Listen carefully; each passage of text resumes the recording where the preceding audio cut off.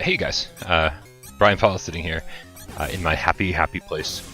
This is where I like to be when I don't have a giant box strapped to my face. This is 16-bit land, and I welcome you all to hang out with me in my happy place. That sounds vaguely inappropriate.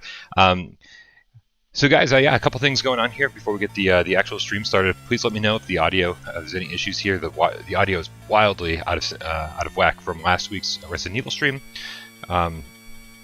because it's a different console and different everything else. What I am doing, just for any of the purists out there, I am playing this on a Retro Freak, which is a Japanese, retro machine that outputs to HDMI. So like I have a Turbo Duo around here somewhere that actually plays all these games, but it doesn't output with this awesome visual fidelity. Hugs right back to you, Minecraft Tiger.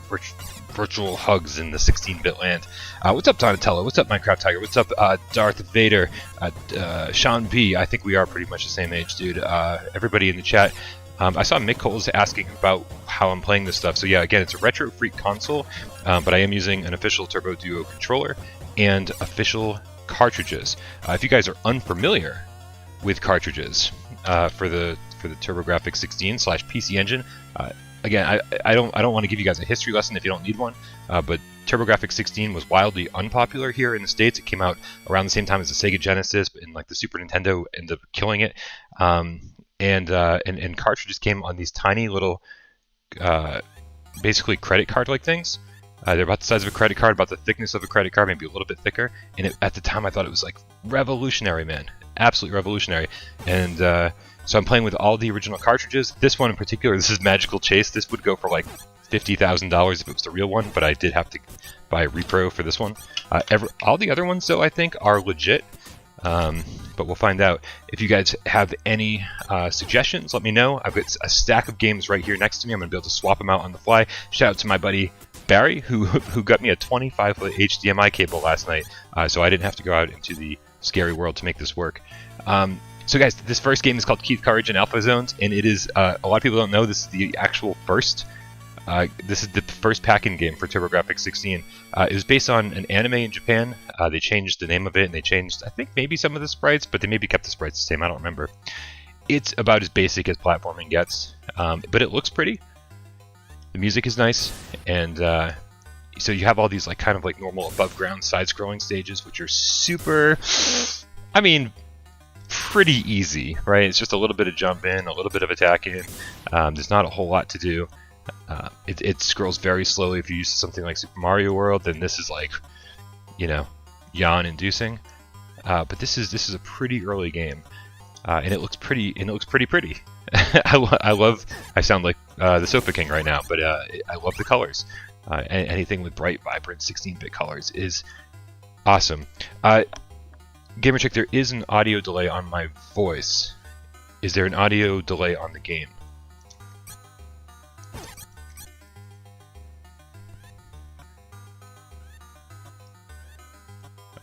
Let me know if there's an audio delay in the game. Maybe I can rectify that on the fly.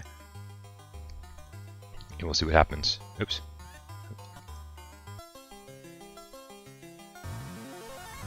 Visuals have come such a long way. They've come such a long way, Darth Vader, but like, I don't know. There's something that feels so comforting about 16-bit graphics. No delay on the game. That's good. Good. Yeah, I will try to fix the delay on my video for next week. I wanted to show you guys this real quick. This game bores me after like a level or two, but just to see kind of the difference here between the above ground stages, which look pretty, pretty standard, and then like these mech controlled underground stages. Oh, that's right, okay. I was waiting for another platform to appear.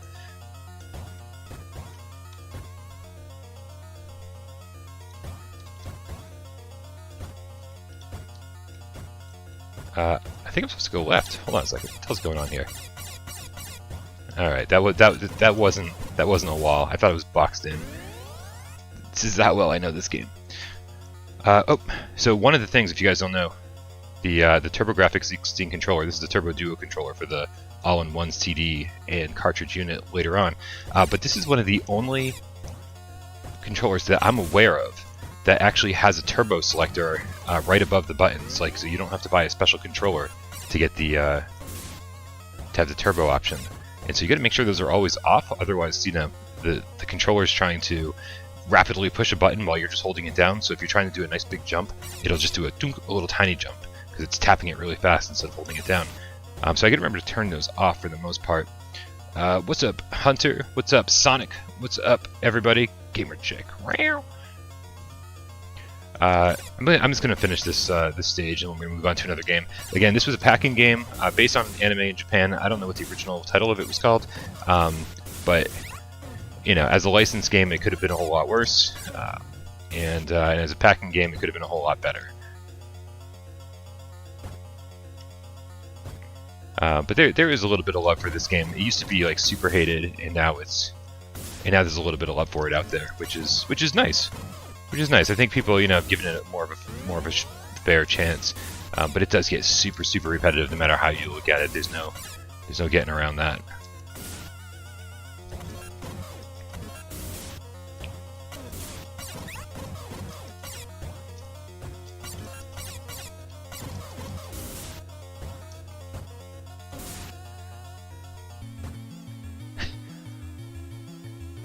There we go. See how this goes. Probably not well, because I have not been playing even carefully up to this point. Forget about a couple boss characters.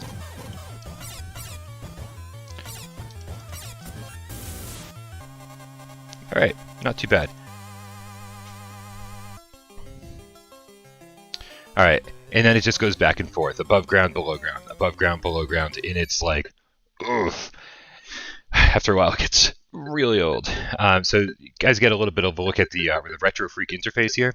This thing is awesome. This the Retro Freak plays like Super Famicom, Super Nintendo games, Genesis, Mega Drive games, TurboGrafx, Game Boy Advance, and Famicom. Right now I don't have the ability to actually play the Nintendo, like the NES version of that, but one of these days. All right, so again, tiny little credit card cartridges here. Love these things. It's all part of the nostalgic feels, you know what I mean? It's all part of the feels. Love this stuff. Love tangible games. Love physical collecting. It's in my blood, man. I can't get rid of it. So let's get a few more of the obvious ones out of the way right here. You guys probably familiar with. Wow, there's a lot of strange lighting in here. Bonk's Adventure. Bonk's Adventure eventually became the packing game and eventually became the mascot for the TurboGrafx. It's hold on a second. The Retro Freak sometimes has a hard time recognizing games. Give it another chance here. Alright, we'll see if it just plays without recognizing the game. And it does not. Here. I should blow into it. Wow. That's crazy. I actually did a test run of this last night, and almost no games had this problem more than once. There we go. There we go. And I've got a save state. We're not going to use a save state. David Moore says Bonk is better than Sonic. Oof, God, is Sonic in the chat still? So Sonic, everything I'm playing so far is was released in the United States. The TurboGrafx was released in the United States. It was called PC Engine in Japan. All the games I'm playing so far, I'll let you know as soon as I get to something that wasn't released here in the States. But oh man, the music in this, I kind of want to turn this up a little bit. It goes just a little tiny bit for you because the music is so good. This was kind of like a. There's still debates as to whether this is actually a 16-bit console or not. It's technically like an 8-bit console from what I know with a 16-bit graphics engine, or graphics, whatever. I'm thinking in current day terms. I'm like, graphics card? I'm like, that can't be right. Processor. Graphics processor. Make sure I have the chat up here. Brian, please play Buy Little Nightmares 2. Thank you, Minecraft Tiger. I really want to, man. I wish Tarsier would release Little Nightmares 2 in VR. You want to fight, Sonic? That's awesome. No fighting in the chat. Nothing but love. All right. So I will say the Bonk games got really like so much better as time went on. They I don't want to say this is basic, but it's a little basic. But I guess a lot of platformers at the time were basic. Oh, listen to that music. Love it, man. I love it. So obviously Bonk's a caveman. He attacks with his forehead or his whole head, and if you jam on the 2 button, here I'm going to turn the turbo on, you can actually kind of float across the stage a little bit.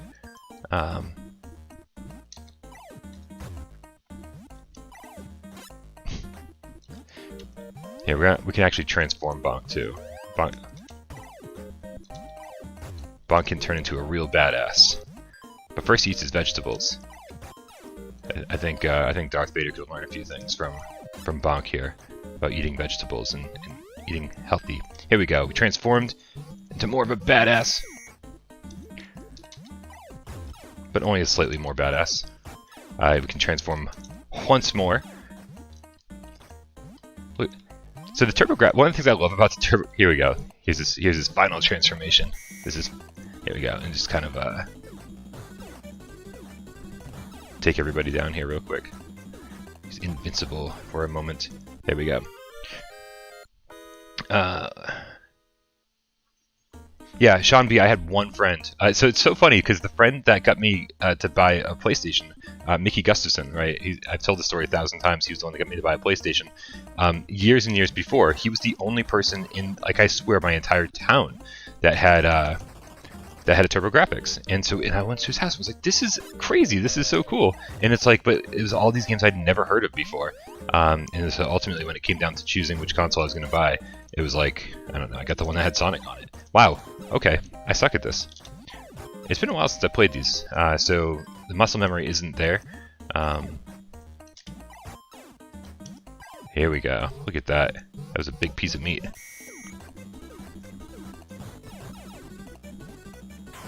Volcanoes. So the thing I love about TurboGrafx is that, like, I swear from day one they were trying to compete with the big boys, and so like they were constantly trying to like flex their muscles, right, and be like, look at these huge arcade style graphics we can have on the screen, you know, like showing that they can compete with, you know, Genesis and Super Nintendo. Oh no, get up there. God, no. God, I really suck at this today. Maybe I've always sucked at this. I don't know. Who knows? I don't know if I've ever, like... I mean, I've beaten, I think, all 3 original Bonk games, but I don't think I've ever been like, man, I'm going to become really good at Bonk. Alright, let's get out of here. Let's get through the level.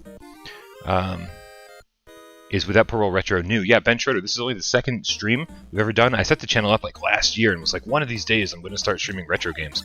But man, it is... I'm so happy. I'm so happy that this is a thing, that I'm finally getting around to finally playing retro games. You know, because this is, you know, PSVR is what saved video games for me, but this is what made me fall in love with video games in the first place.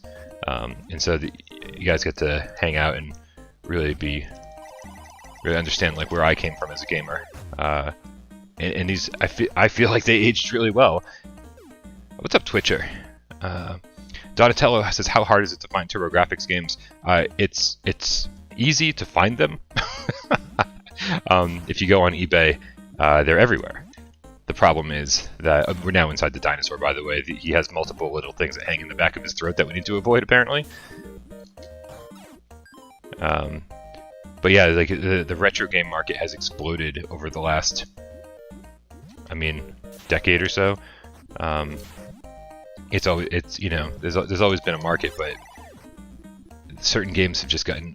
David Moore and I were talking, and a bunch of us were talking in voice chat last night on Discord, and David was talking about a few games that he was looking at, and I started looking at some prices for retro games that, like, I was just like, oh, I was just curious to see where this is at now, and like games that like I've had for a decade, I'm like, now they're suddenly like $1,500 and stuff like that. I'm like, holy crap, I bought this when it was you know, when it was like $20 kind of thing.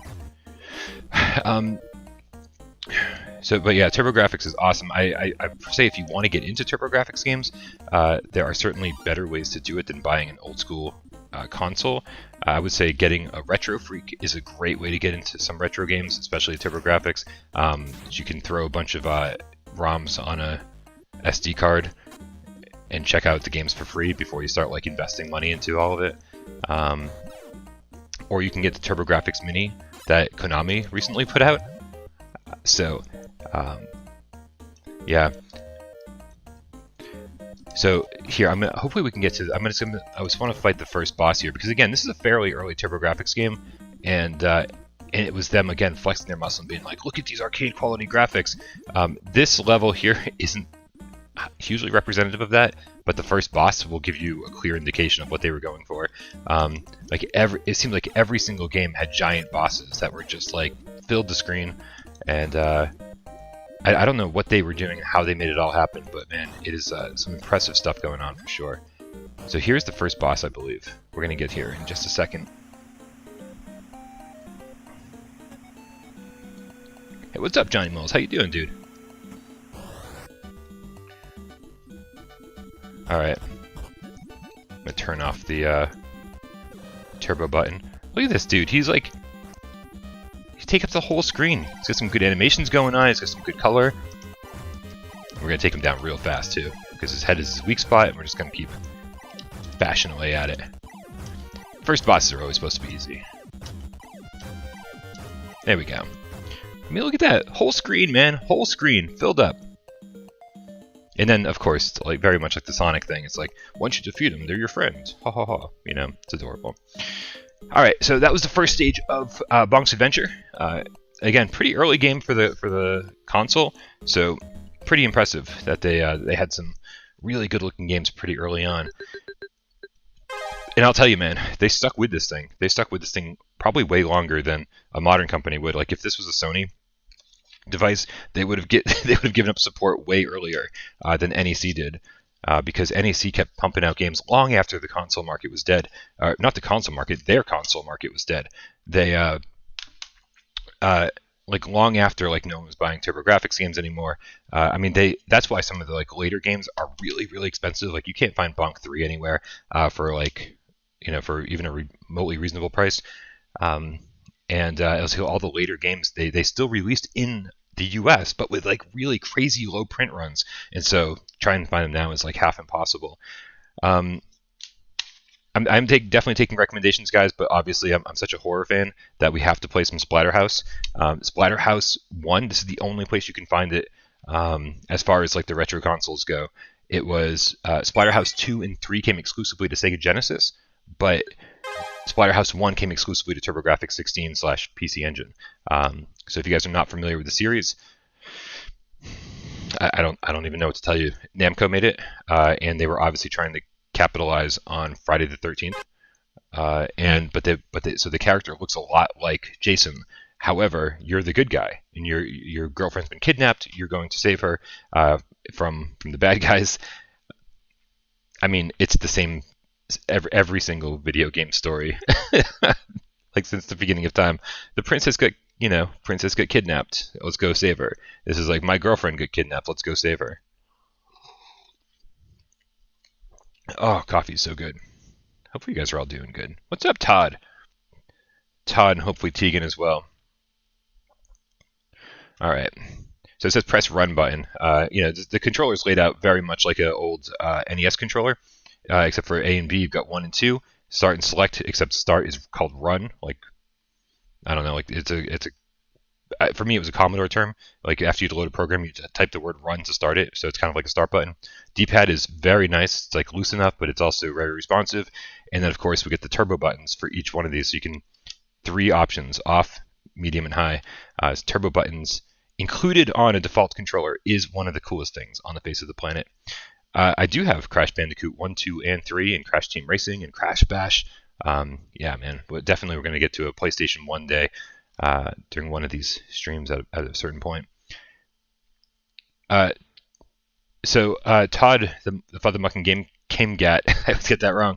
The best way, I'll tell you, if you have a PlayStation 3 sitting around, the best way to play Splatterhouse is to get the Splatterhouse remake, which isn't that bad of a game. Like, it's not a good game by any stretch, but it's fun. It's just mindless zombie guts the whole time. And it's pretty visceral and brutal. Like, you do like analog stick motions to like tear like bad guys' heads off and stuff. All right, let's pay attention to this. But that also, you can unlock Splatterhouse 1, 2, and 3 in that. And so you kind of get 4 games for the price of 1. That is the best place to play Splatterhouse, in my humble opinion. But this is the original cartridge. We're playing on an original controller, just not with an original system. It's super clunky, I guess. Like your character's huge, and like you've got these like kind of slow, hulking animations. And so avoiding the bad guys and not getting hit by things is really difficult. Your hitbox is gigantic. Let's see if I can do this without dying here.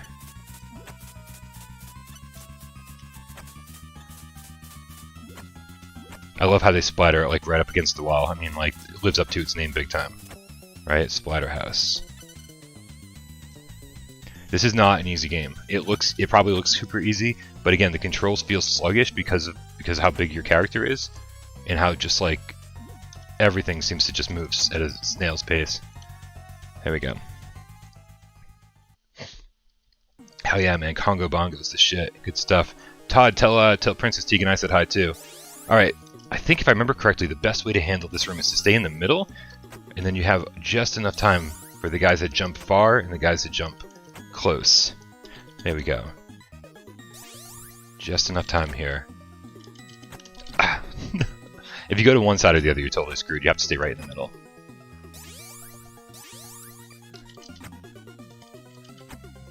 Okay, then this guy here at the very end has something shoot out of his belly. There we go. Done.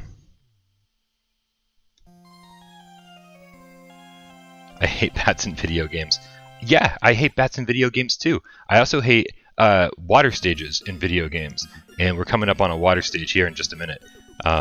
Which I'll tell you is almost worse than normal water stages because of you're not completely submerged.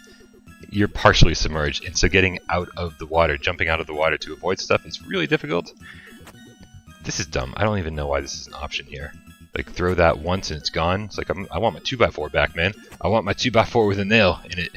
That's gonna be my... This is why I believe I can survive the zombie apocalypse with a 2x4 with a nail in it. Because if video games have taught me anything, that's all you need to survive. Maybe a kick-ass Jason mask, too. I don't know.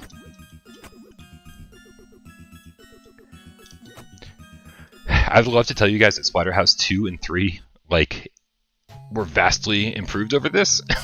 But, like, they were, despite the fact that they got better and better with each one, although the verdict is still kind of out on 3. I think people will say that 2 was probably the best one. Okay, let's see if we can jump over. Oof. See, it's just like so, it takes so much effort just to go, jump over these things. Like, I can feel him, like, struggling to get out of the water and not get hit. These stupid floating, they're like gigantic. Why are they floating? They're like big metal things. Should they be sinking to the bottom? But yeah, the series didn't. I mean, the series evolved quite a bit in terms of like level progression and gameplay. But overall, the feel of the game, it's still very much like a hulking dude. Very cool series though. I've never seen anyone quite handle these games quite like this before. Now this is impossible. I hate this room. I hate this room with a passion. Although it's like it has my name written all over it because it's like poltergeist as fuck. I hate it because you're fighting a lot of tiny little things. Here, let's fight the chair. 1 hit, 2 hits, 3 hits. Okay, the chair is officially the strongest enemy in the game we've had so far. We haven't met any other enemies that have taken 5 hits to kill. Look at that. Now we're fighting knives. Just like it's cool. Again, it's like I love paranormal stuff and supernatural stuff, but really, like we're fighting tiny little knives that are coming at us. This is asinine. Ugh. Come on, come on, come on. Now painting. Ah. Ah. Oh, you've got to be kidding me. If the painting is what takes me down, I'm gonna be so mad. No, you've got to be kidding me. Am I Echo the Dolphin fan? Honestly, Aquatic Ruin from Sonic 2 is the best water station in any game simply because you completely skip over the water segment. Yeah, man, I think I started to dislike water stages. Not even in, like the original Mario games. I think I started to dislike it in the first Sonic game with Labyrinth Zone. Oh God, like you just moved like a snail under the water, and it was painful, man. It was painful, and you just be like, come on, come on, come on, like looking for an air bubble or looking for an air pocket or something, and trying to get out before like dun, dun, dun, dun, dun, dun, dun, dun, dun, dun, the music it kicks in and just stresses me the fuck out. And that's when I first started hitting water levels, I think. All right, guys, we've had so many games. I have a whole pile of games here, and I don't even really know where to start. We're just getting the ball rolling here. Here, you know what? Let's play. The funny thing is when this game came out, or when the system came out, they didn't really have a ton of developers releasing games for it. It was very much like NEC was seemed to be developing a lot of the games, and so they didn't have games like like big brand names that you'd find in other places. So here we go. That's what I was looking for. And so a lot of the games like seemed like other games, but weren't. And so this one, this one I think was their answer. I would say this is probably their answer to Contra. This is called man. I really got to work on the lighting here. This is called Bloody Wolf. Again, awesome little Who card. So it's so funny. I don't have Outrun somehow, Todd. It's funny. Sonic requested it last night, and I don't want to install this. He requested it last night, and I was like, I'm pretty sure I've got anything you guys want as far as TurboGrafx and PC Engine. Like it's gonna be a pretty obscure game for me not to have it. And he was like, what about Outrun? And I was like, obviously. And I looked at my collection. I was like, no Outrun. So he stumped me on the very first one. So this is Bloody Wolf. I love it. Data East. Man, Data East. The first thing I think of with Data East, I know Rypop will love this, is Kid Nicky Radical Ninja. I'm pretty sure, 99% sure they made that.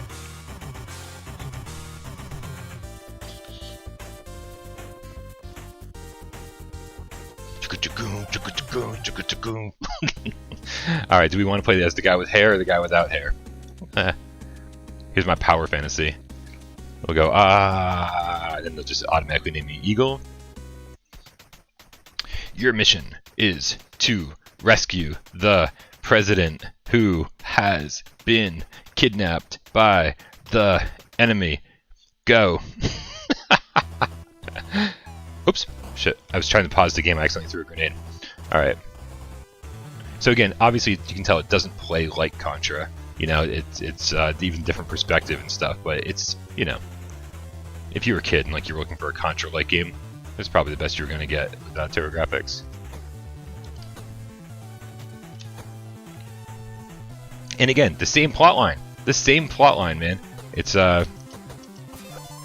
go rescue this person. At least it's not the president's daughter. At least it's the president. Yeah, Data East did do Bad Dudes. Trying to remember how to change weapons. That's weird that I can't remember this. Oops, I accidentally hit down select. That's not what I meant to do. Alright, let's save this dude over here. It says thank you. There are many hostages. Okay. Heavy Barrel. Heavy Barrel was so good. Yeah. This is way more in line with Heavy Barrel. I guess same perspective, right? There's Heavy Barrel and because Heavy Barrel was Heavy Barrel SNK. Because there's 2 games on NES that I always confused, Heavy Barrel and one other one. We even get the spread shot here. I love it.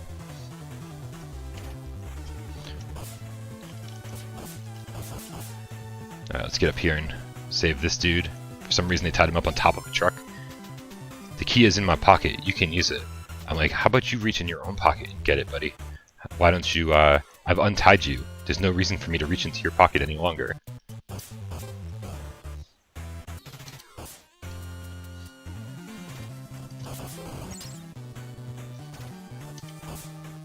There we go. I forget which one of these you can go in. Not all of them. Alright, guess what? Yeah, we got a motorcycle. Vroom, vroom, vroom. That's Dave's station on the motorcycle. Also, happy birthday, Dave. So I don't think he's in the chat. He probably partied it up. Probably still sleeping. Everyone, make sure to wish Dave Station a happy birthday today. Be obnoxious about it too, as obnoxious as possible. Yeah. Hey, there's a motorcycle in here, and guess what? Oh, oh, oh! Get off the motorcycle. I hit select. I guess select is the pause button. There we go. Oh, oh God! All right, so start lets you get off of the bike. There's literally 4 buttons. There's literally 4 buttons. Muscle emphasis tablets. In other words, it gives you they're steroids. They're steroids. This is a great influence on kids. Take steroids, get an extra HP bar. I love it. Or get an extra hit point, I should say. Oh, drugs. All right, I don't think I can ride this over. No, I can't. So I got to jump over. Oh, that sucks, man. Why can't the motorcycle jump like Ecto 1 in Ghostbusters 2?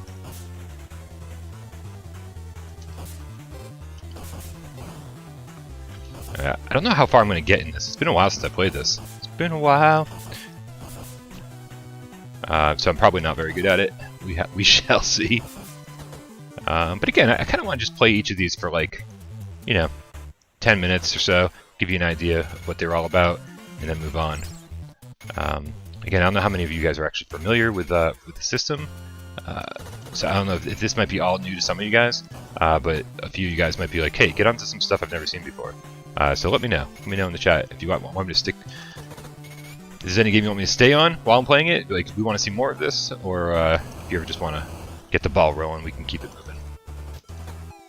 I don't think I can go in here, right? Let's see if I can get him diagonally. The perspective in this is so weird because it's like he's on top of a truck, and I shouldn't have been able to hit him with that shot, perspective-wise. So it does throw me for a little bit of a loop here.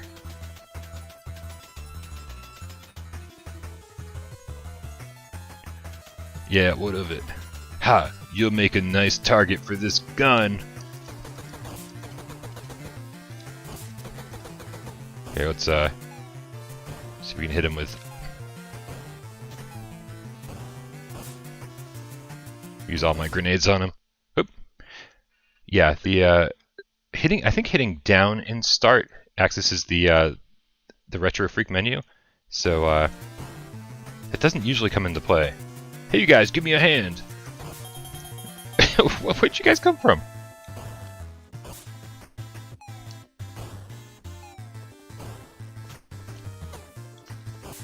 Ah, God. How annoying.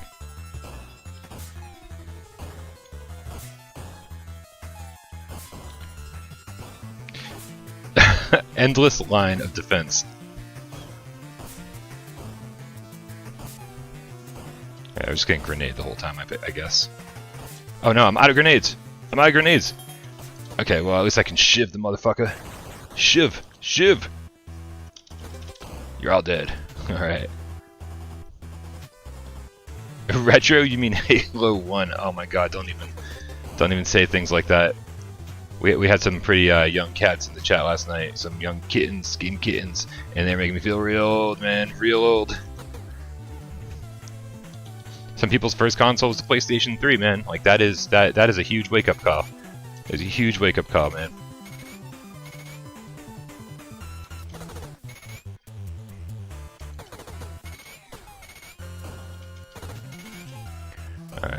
just want to get to. I think the next stage is vertically scrolling, so I really wanted to get to that. To kind of show that off before we moved on to another game. See, you can't shoot up here, which is really strange. Can I shoot up here? No, it just hits the wall.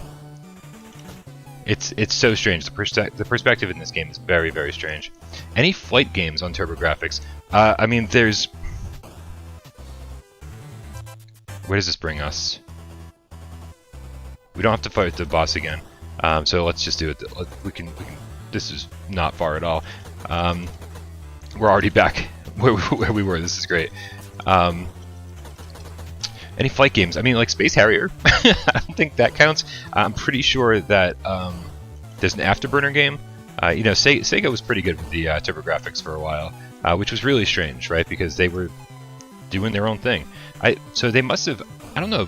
I'm starting to wonder now. Were they licensed by Sega and then programmed by NEC, or were they actually developed by Sega? That'd be an interesting thing to figure out. Come on, hit him! Hit him! There we go. See if we can make this jump here. Bazooka! Alright. Yeah, the CRTs look great, but I'll tell you, man, when Sean, when you output using an HDMI cable with something like a Retro Freak that actually upscales it properly, it is no going back. There's absolutely no going back. These games look beautiful on my HD TV with something like a Retro Freak. That's why I don't like using the original consoles, because they don't output to HD. And ugh. All right, that was enough Bloody Wolf. Let's get back to the main menu. How's everybody doing, guys?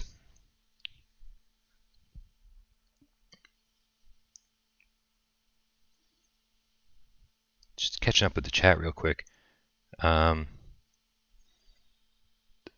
Gamer chick, I love that bullets just evaporate, right? They only go this far. So if you're this close, you're in big trouble. But if you're this far away, you're totally fine. If only real bullets acted like that. They just dissipate. Can't handle the stress. Can't handle the stress. I'm a bullet. I'm just gonna give up midway.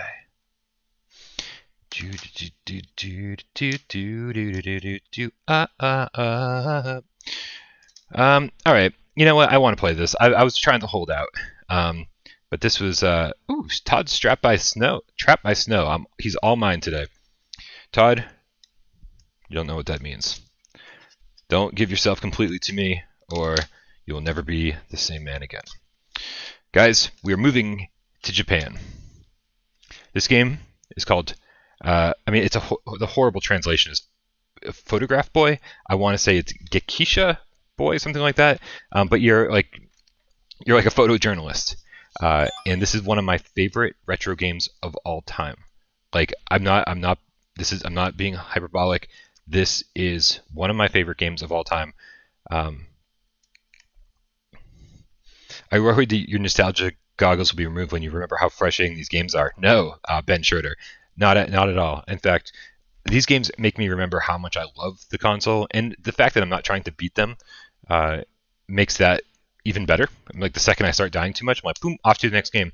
But even better than that, when you play on something like the Retro Freak or any kind of emulation machine, you can use save states. And so, like, if you're struggling, just use save states and like push your way through to see everything you want to see. Guys, I'm so excited. Gekisha Boy, that's what it is. So, but Photograph Boy, it never came to the States.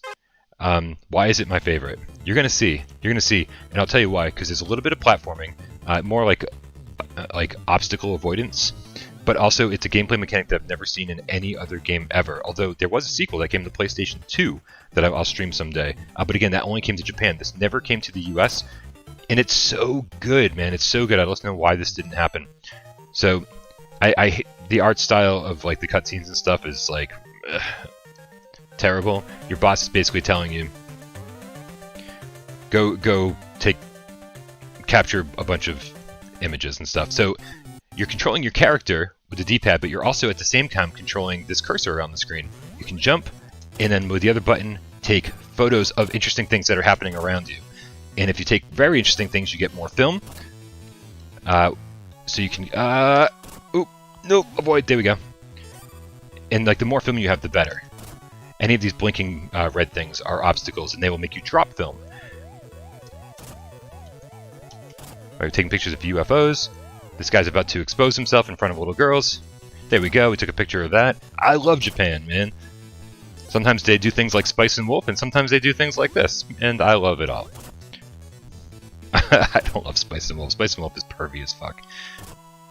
There we go. Watch out for the skateboards. We got a little Marilyn Monroe pose here going on. It's all sorts of cool things happening. This game is so difficult too. The first time you play this, it's just like absolute madness. You don't know what's going to happen, but the more you play it, the more you go, okay, I got to remember that this is going to happen this time. This pink house up here. There we go. Oop! Oh no, I missed her. Damn it.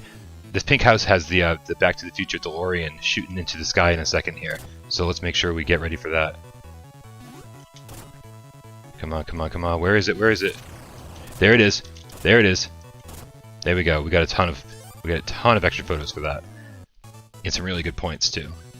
The game is point based. You can't progress to the next level unless you've gotten enough points. Unless you've taken enough pictures of good things. I hate wasting. Ah, no! I'm gonna get the plane crash. I missed the plane crash. Ah! I just gotta avoid these. I don't want to waste pictures on all this stuff. Oof! There we go. Oh man, I got hit. Do you guys see why I like this? This is like, I've never seen another game that's like this, and it's so much fun. It's so wacky. It's so bizarre. There we go. Ah, get him on the way down. Yes. Come on, come on, come on. Here we go. Building on fire. Dude's trying to save a dude, but I'm also trying to avoid the. Yes. All right. Woman screaming help here. Get some good points on that. Check this out. Yes! Statue of Liberty. UFO. Alright, man. And I got a ton of leftover film, too. I got a ton of leftover films, and that's really good for your points, too. It's better to take good pictures than have leftover film, but at the same time, it is,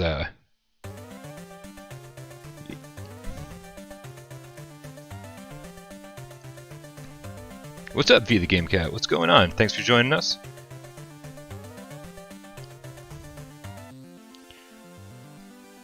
Hey, Johnny Rap Hop's here. All right, so guys, I'm gonna play this probably until I don't beat a level. This is, like I said, this is one of my favorite games of all time.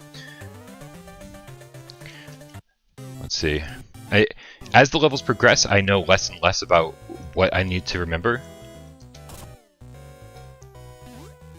Let's see if we can avoid some of this stuff and save our film. There is some. Oh, hold on. We got Spider-Man over here. Ah! Car crash. Spider-Man. Oh, I missed Spider-Man. There's something that's gonna happen down here in the alleyway here, real quick. I know there is. Come on. Oh! We got a monster on top of the building here. Oh, we got somebody asking for help. Yes. Okay.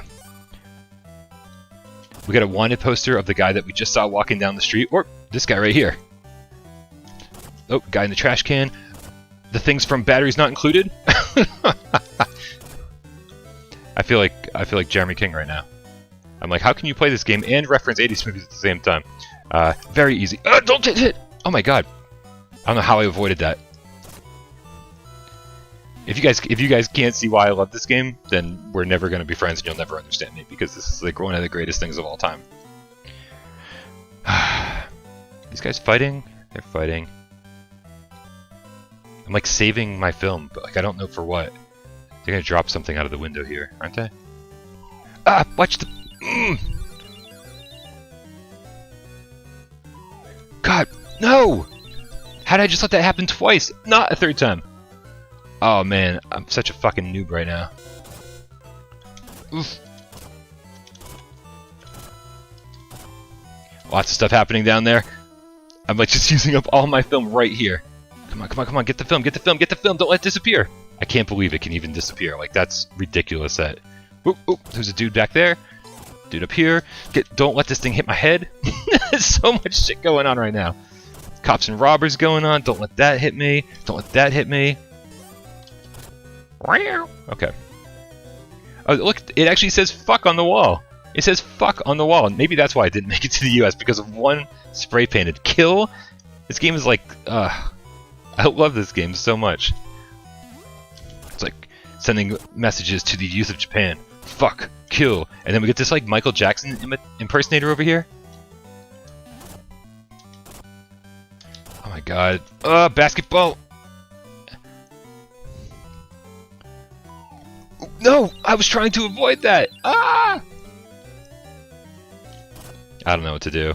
I don't know, man. I don't know if I survived.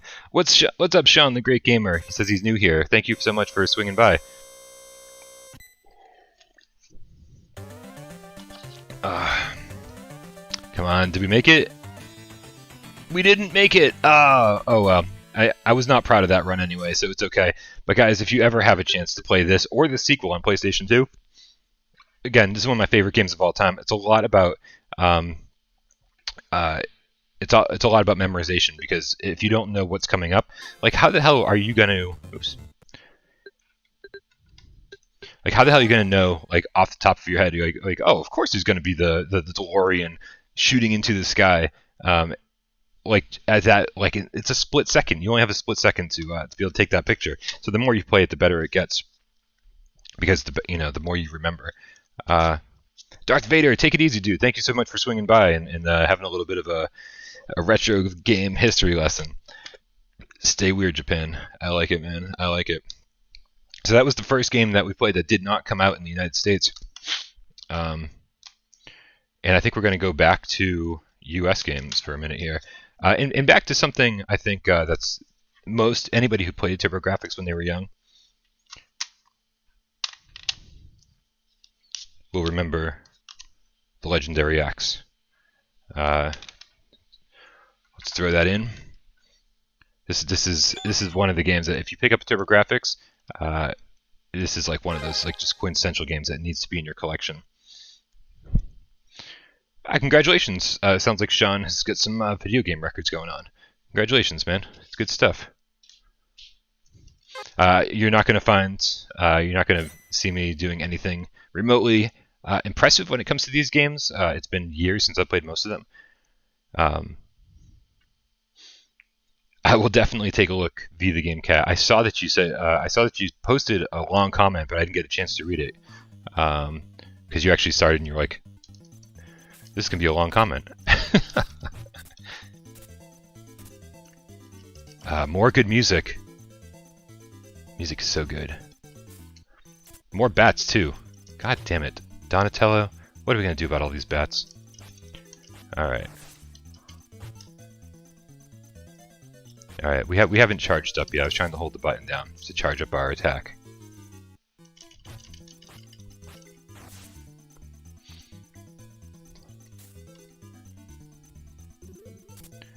Also spiders. I hate spiders. Spiders are the worst. This is one of those games that if you die, you should just restart the game. Because once you level up, once you increase your attack power, it's like you're totally screwed. So just fucking quit, man. Just quit. Just quit if you're. What am I doing? I don't actually need to hang out and like kill this dude. All right, let's see here. This is my first. No, it's not. That was gonna be my first level up. Maybe this one will. Here we go. Nope. This one, I guess. It's been so long. That just gave me extra health. All right, maybe if I was at full health, I would have gotten. I would have had a better run here. You know what? Let me reset. Let me see if with a better run if this works better. Have I played Control yet? I have not played Control yet, Ben Schroeder. I have added it to my library. I'm very excited to play Control. Again, current gen flat screen games don't really interest me very much. So we'll see how long I actually play that for. It'll probably be like an hour or two, and then I'll be like, that was fun. I should get back to that someday, and then never actually get back to it. It's most likely what's going to happen.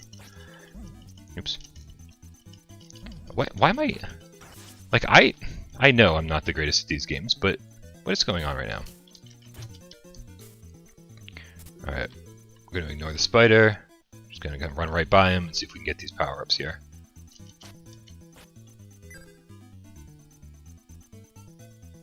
I swore one of these was supposed to give me an attack up.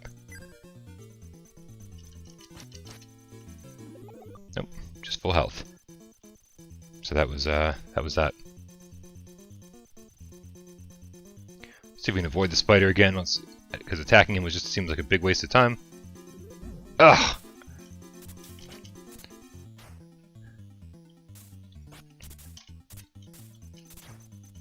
But there's no, the rope is gone. So I'm actually curious to know. I forget how we get back up.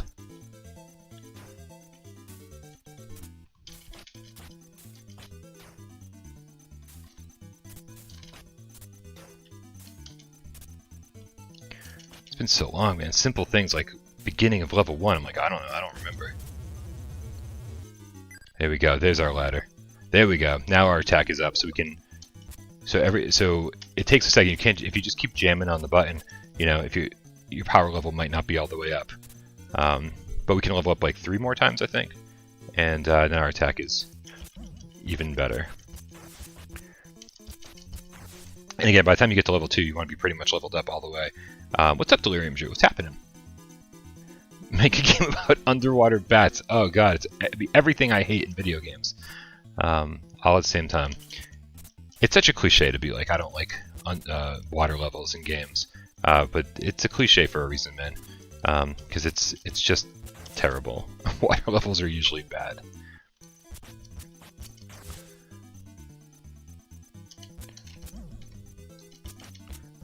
Jesus, where do all these guys come from?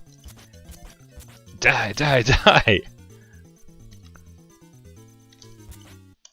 God, I wish these guys were in the club level. I wish they were in the Berlin level of Hitman 3. I could take them all out in one angry move. Oop, okay. Hey there, guys. We got some bears. Ah! And they're some jumping motherfucking bears, man. Jumping motherfucking bears. These guys are the most agile bears I've ever seen. I will agree with you. Water levels have awesome music. That is a good point, Ben Schroeder. What's up, Bel Ramyo? Yeah, man, this is almost Super Nintendo quality here. So it was very nice. Very nice trip down memory lane. These you know, the pixel art. It's so funny we call it pixel art now. It was just the graphics back then, but now it's like, oh, pixel art. So we're now more powerful. Our attack is even more powerful.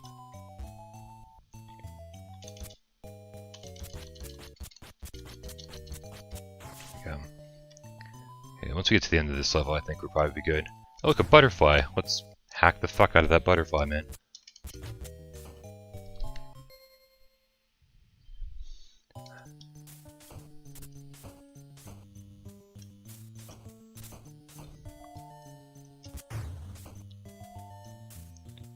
There's always lava in every video game. That's the crazy thing, right? Is like so many video game tropes. It's like it's got to have an ice level, it's got to have a water level, it's got to have a lava level, and in the lava level, it's always got to have balls of fire that spit up from the lava, like where you have to time your jump. It's like just it seems like every video game did it, and it was almost like expected at the time. It wasn't like games weren't ripping each other off. It was just like, no, this is just what games do. Here's your ice level, here's your water level, here's your fire level, here's your whatever, man, you know? It's so weird, like looking back at it. They all had the same plot. It's like, go save this person and go through the same trials and tribulations as every single other video game character on the face of the planet. Yeah, these butterflies are fucking gigantic, man. There's something in the water around here. Butterflies aren't naturally this big. Alright, also swinging on vines. That's never a good thing in games. Very seldom does that work out well, but it seems to work out okay just then. Ah! Some dangerous butterflies too, man. Ah! Alright, good. Luckily the boulder was easy to destroy. There's some Indiana Jones shit right there. Okay. The boulder is the boss. Fantastic. Let's see. One hit per... no! God damn it. How embarrassing, man. I don't mind sucking at games in private, but sucking at games while people are watching? Whew. Where's AJ when you need him? AJ's good at everything. Butterflies are kicking my butt. I know, I'm such a fairy. I use fairy in the best term possible. Fairy. Oh my god. I'm such a fairy. I've never said those words in my life. Never called anybody a fairy. Because that implies something that I wasn't trying to imply. Oh god. Although, I mean, you know, if the shoe fits. Fuck!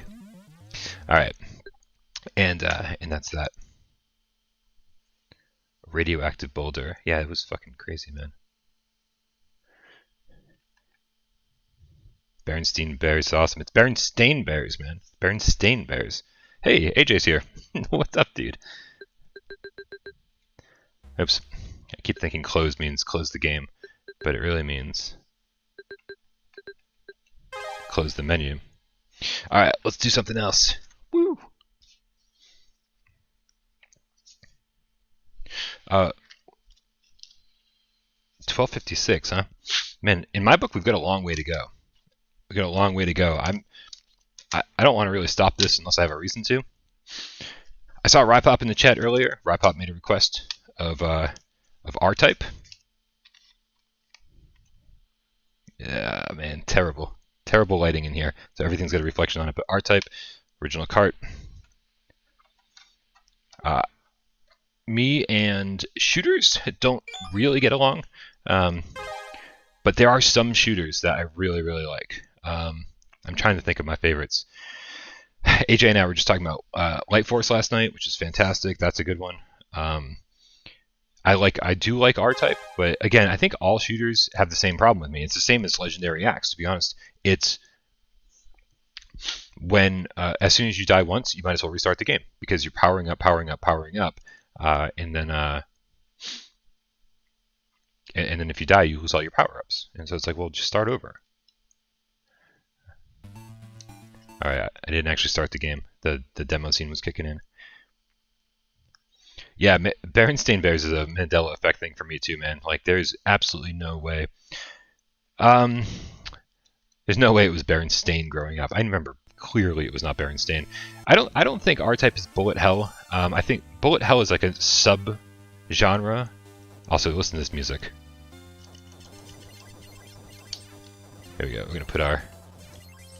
You know what? I put the turbo button all the way up, and I do not like it. Here, we're gonna restart this. I'm just gonna shoot manually.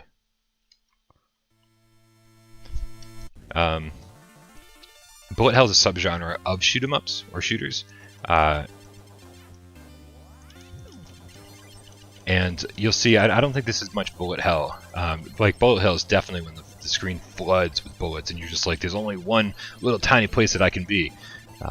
This, I think, is more of a traditional shoot 'em up. There's one bullet flying by. Here we go. Let's get a power up. Gotta love the power ups in this game. Oh, wow! I almost died very quickly here. Yeah, let's put the power up in front of us instead. Ah! Don't tell anyone. I'm resetting the game again because I just want to do it right the first time. Also, how you doing, Nick Milo? What's going on, bud? Thanks for being here. Alright.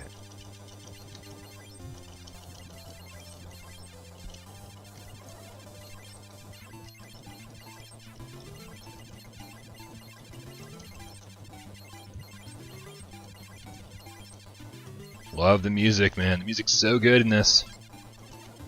There we go. Keep that thing right in front of us. Use it as a little shield. So R-Type is, I think, the first game to, and please don't quote me on this, but it's the first game I remember that had like really customizable power-ups. You know, you could kind of put them in front, behind, kind of use them the way you wanted to. Holy crap, man!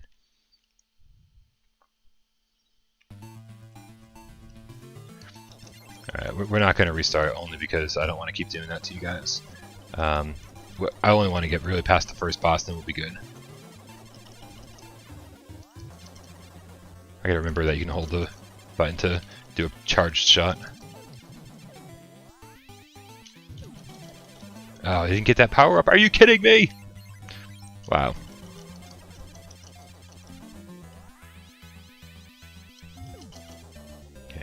side only. I don't know, man. Don't you dare say shmup, David Moore. Shmup. Alright, one more time. One more time. One more time from the beginning. Wow, this is... I don't have the muscle memory for this at all. Shmup. What a stupid word. Whoever decides to start calling shoot 'em ups shmups, I was like, either you're the fucking laziest person on the face of the planet, and you I can't, it's too many syllables. I have to condense 3 into 1. I don't. Why would anybody shmups? It sounds like schmuck. I don't want it, man. I don't want it. Hey, get back here, power up. There we go. Let's try not to die, please. I hate not being able to get down there and take care of these dudes. But you can just avoid them for a little bit longer. I think we'll be okay. Jesus! Get out of here! Stop swarming me! I need my space. I need personal space. Okay, I'm done. I'm done. Screw R-Type. Oh man, I wish I could have gotten to the first boss. The first boss is iconic. It's like the whole game is sort of like H.R. Geiger inspired. H.R. Geiger. Why does that sound strange? I'm thinking H.P. Lovecraft. Is it H.R. Geiger? Wow, dude, I need more coffee in my life right now. So it's a little bit of an Aliens feel to it. But if you've probably seen the boss before, the first boss is kind of iconic.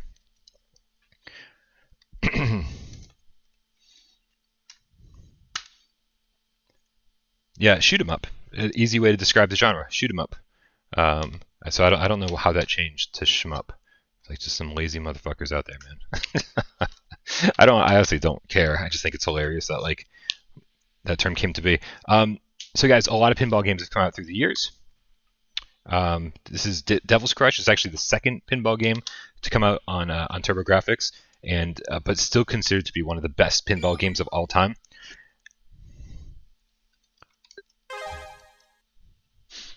And for good reason. You're gonna see. Do I have Metroid? I do have Metroid and Super Metroid. Today's all about TurboGrafx. We will get to Super Nintendo and NES and Genesis on another day, though, for sure, man, because I love those platforms almost as much as TurboGrafx. Alright, we'll do fast. New game. I'm going to bump up the volume here a little bit. I love the music in this game.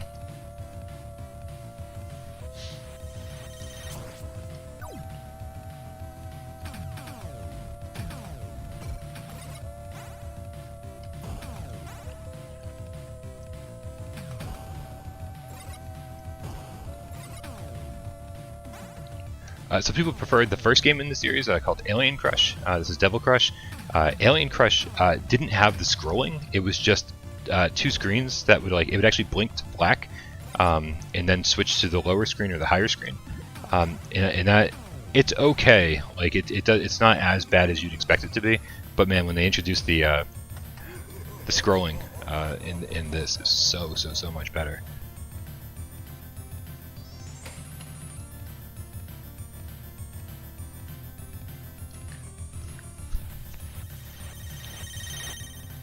Yeah, so there was a version of this on the Genesis Sonic, but it wasn't the same. It wasn't nearly as good of a port.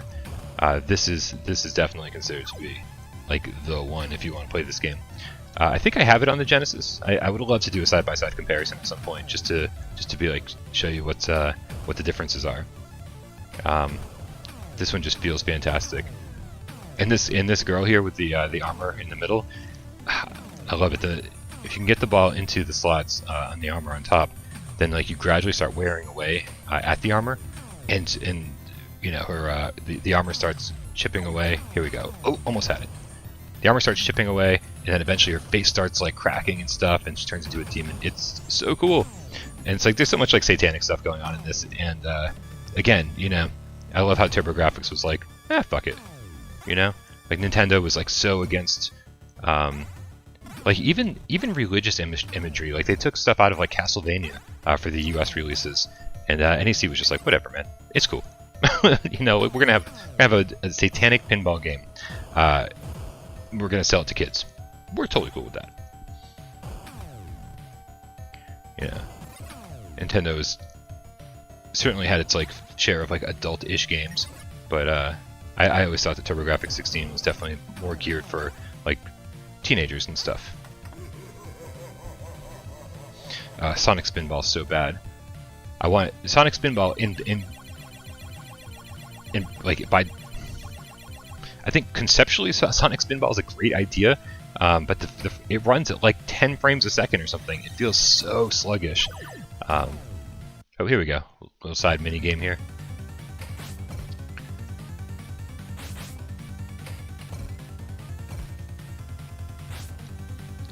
Whoa, whoa.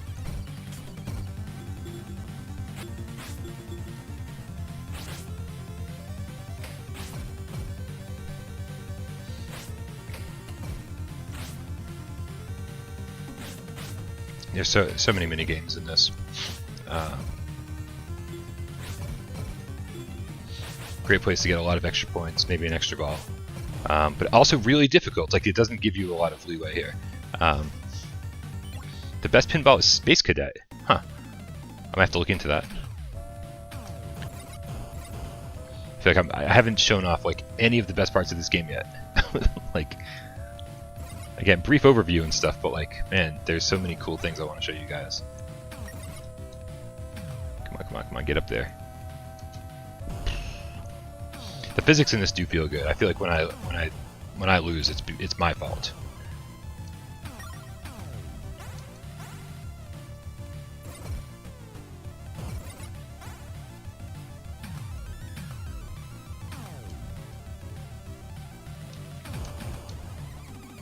Yeah, I can't seem to stay up on top of the top part of the board. All right, another mini game. See if we can take these guys down this time. See if we can get on top.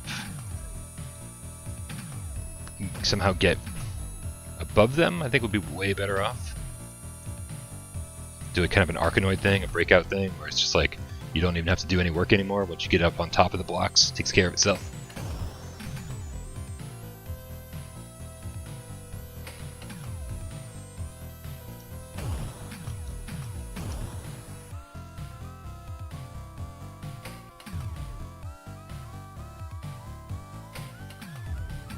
There, ooh, took one of them down already. I like that. Oh, wait a minute. He wasn't down.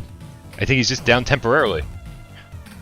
Oh no. Okay, well I guess those guys were just guarding the stuff that we really needed to attack. Yeah, it's been so long. It's been so long since I played some of these games. This is part of this is me like rediscovering these games. I'm not just trying to show them off to you. I'm kind of like, man, I hope these games hold up. And I'll tell you, so far, I feel like they've all held up. Bloody Wolf, clunky as hell, but man, still so much fun. This has aged perfectly. This feels as good as it did when I played it when I was young. Was that my last ball?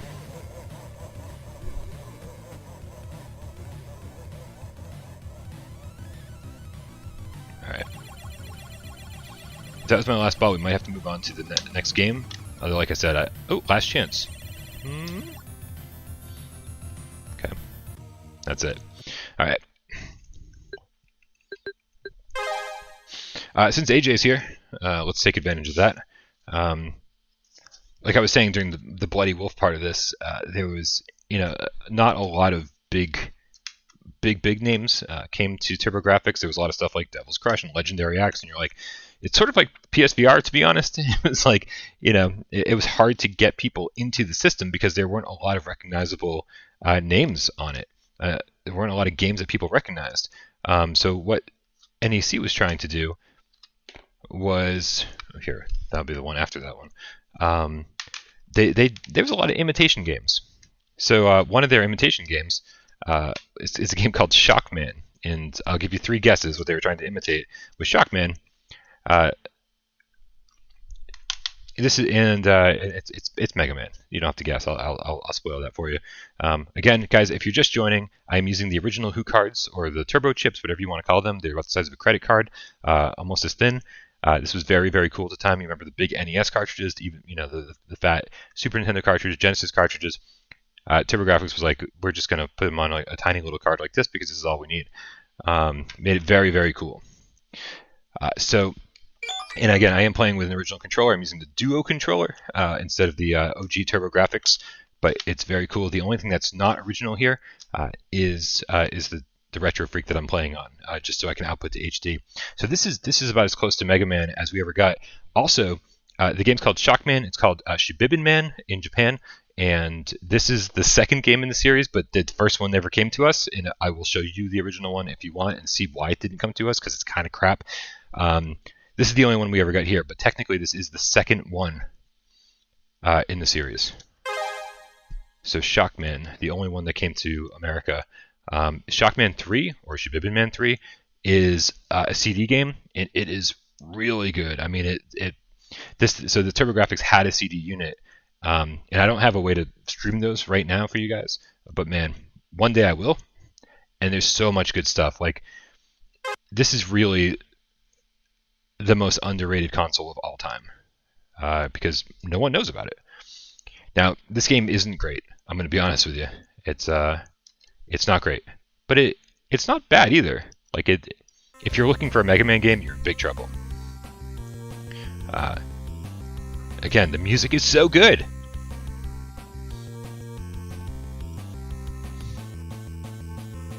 All right, kind of a long cutscene here. I'm not even controlling the running, like he's just running on his own while the dialogue's going down below. The chat's kind of covering up the dialogue. I might need to come up with a better layout here for the retro streams, because I'm using the same layout as I do for the PSVR channel. So this... Here we go. So you're just a regular dude running through the city. These construction robots trip you, and then they're like, "You are Shockman, right? Get him, boys." Again, the wittiest dialogue ever written. Just try it. Okay. And then we're going to do some moves and turn into Shockman. Where's Shockman now?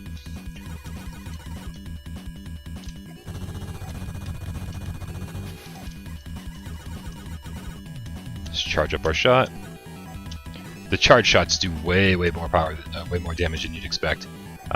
So whenever you can do that, absolutely do it. These guys aren't actually meant to cause much of a problem. This isn't even yeah, this is just before the credit sequence, or just before the opening title sequence. Twitcher, single player GameCat. Are you streaming from a different room than Gamescast? Yeah, Gamescast is in my bedroom. Now I've rearranged my entire apartment, and so now I can actually stream from both rooms of my apartment. Because there's no TV in my bedroom anymore, or whatever. My bed's not in this room anymore. It's really complicated, but yeah, this is a different room. These are the same games that you used to see behind me in Gamescast, though, because I moved everything from the bedroom out into this room. All right, there we go. Title screen. Excuse me. All right. This is going to be a tough one to remember. I don't really remember what if there's any techniques and stuff that I need to do to beat this properly. Just again, the charge shot is powerful, so let's remember to charge as many shots as possible.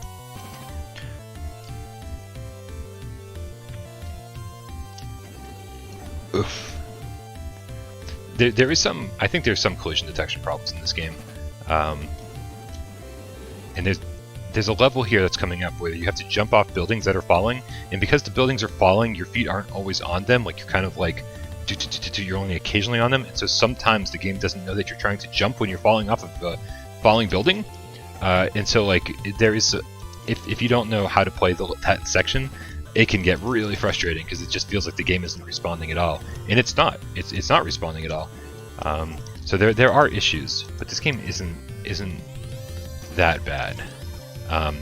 The problem is, like, you have to like know what the issues are and know how to work around them, which that shouldn't ever be a thing. Oops, I was facing the wrong way. That should never be a thing either. Okay, come on. I think this is life. Yeah, okay. So they're taking it pretty easy on me. They're like, oh, you got hit? Well, then here's some life. Alright, I know the fire that shoots out here, I know that sometimes it hits me when it definitely should not hit me. So let's try not to get hit by the fire.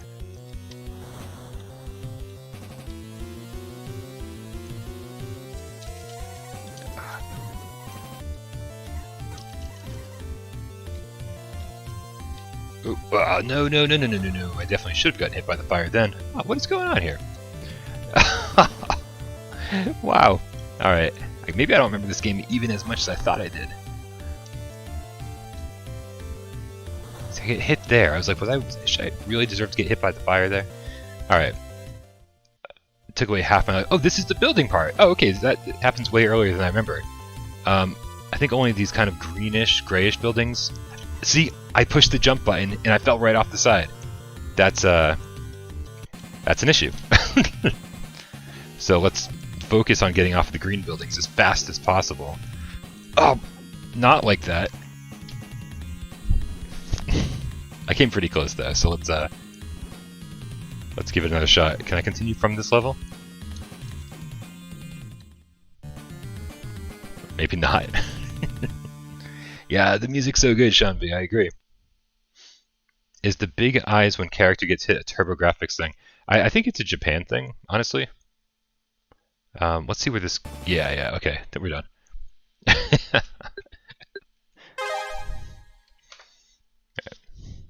Again, no, it's not a bad game. And actually, there was...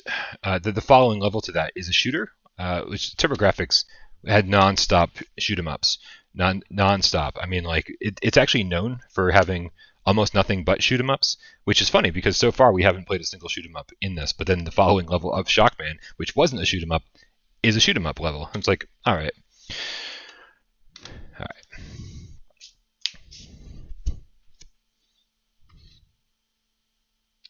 Sean B, I knew one person with a Neo Geo back in junior high. So this next game is Ninja Spirit. This game is... I love this game, and you're going to see why. I don't think it's so much the gameplay, I just think it's... they just tried to like impress the player at every turn. But yeah, so I knew one rich kid that had a Neo Geo. This game's for like $250, $300 or something like that. I was like, are you kidding me? Like, I don't... That's twice the amount of a console. Like, I got my Genesis for like $99.99. So it was... Yeah. There was no way I was ever getting a Neo Geo when I was a kid. And it's not like it ever got cheaper, you know, and actually they don't get more expensive to collect for. There are a few CD games and stuff. I do actually own Neo Geo CD games, like 4 or 5 of them. All right, let's play some Ninja Spirit. Twitcher has every system he ever owned. That's insane. I have sold and rebought my my collection so many times because, I mean, I'm sure you know my story at this point. I've moved from Massachusetts to Tennessee, back from Tennessee to Massachusetts, and pretty much every time I moved, I had no money. So I had to sell everything I owned just to like make the trip. All right, so here's Ninja Spirit, you guys. This is a beautiful game. Again, the level design is nothing special, but holy crap, man, you're about to see some awesome stuff going on here.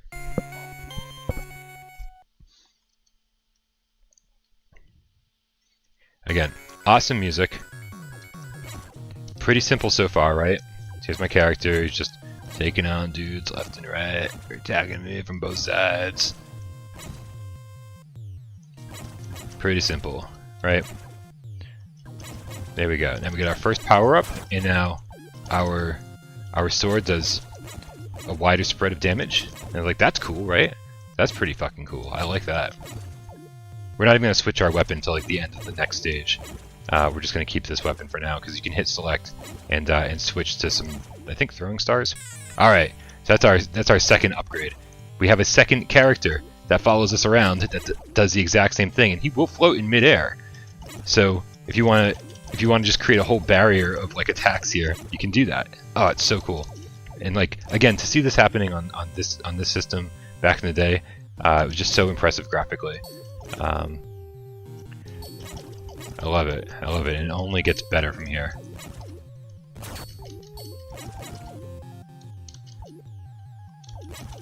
There we go. We got another power-up sitting up there.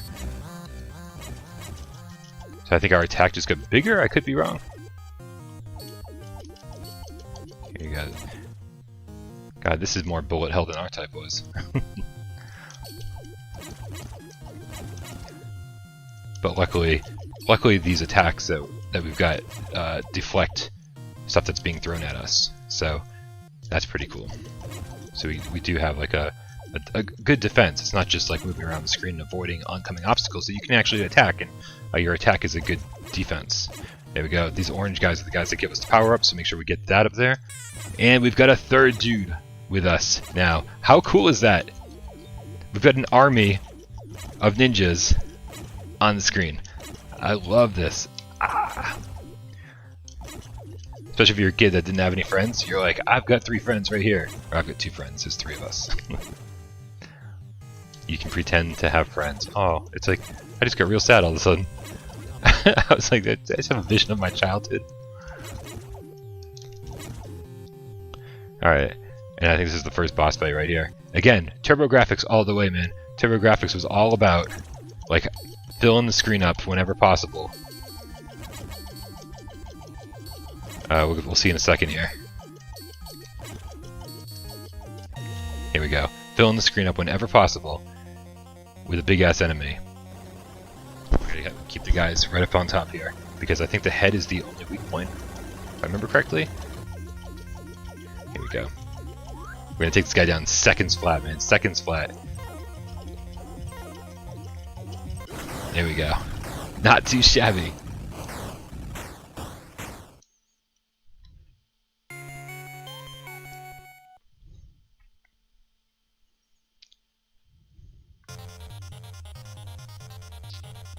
Nice. Sean B, say what's up to your daughter for me. I apologize if I've done any swearing and stuff. You know me by now. I don't mean any harm by it, but at the same time, I do swear a lot just in my everyday life. So hopefully that's not an issue. I apologize if it is. Look at the verticality in these stages too.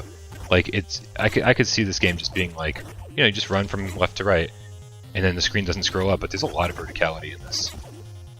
There's a lot going on in this game for sure. And we are gonna, I guess we're gonna switch our weapon in a minute here. I think when we get to the first boss, or the first boss in this stage, the second boss total, I think we're gonna need some kind of projectile here. So we'll switch over to that in just a second. Ooh, we gotta keep moving. These fireballs are not our friends.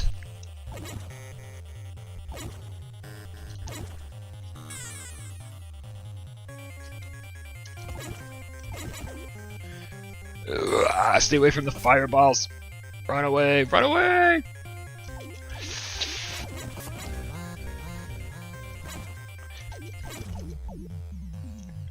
So classic, man. I love this. Okay, we're gonna switch throwing stars or whatever the hell this is. I think whatever the hell this is. Somebody in the chat's gonna tell me what the hell this is. This guy's... Oh! I was gonna say, he's very mobile. Oh good, you've got headphones on, that's awesome. Oh, he sounds like you had a cool daughter, man. She plays retro Nintendo games? That's fantastic. Alright. Shit. Ugh! Look at all these weapons!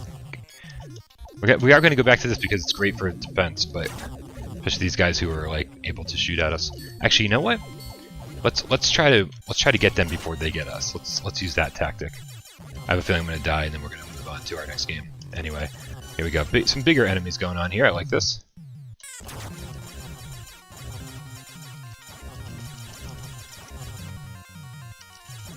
There we go. Get them before they get us.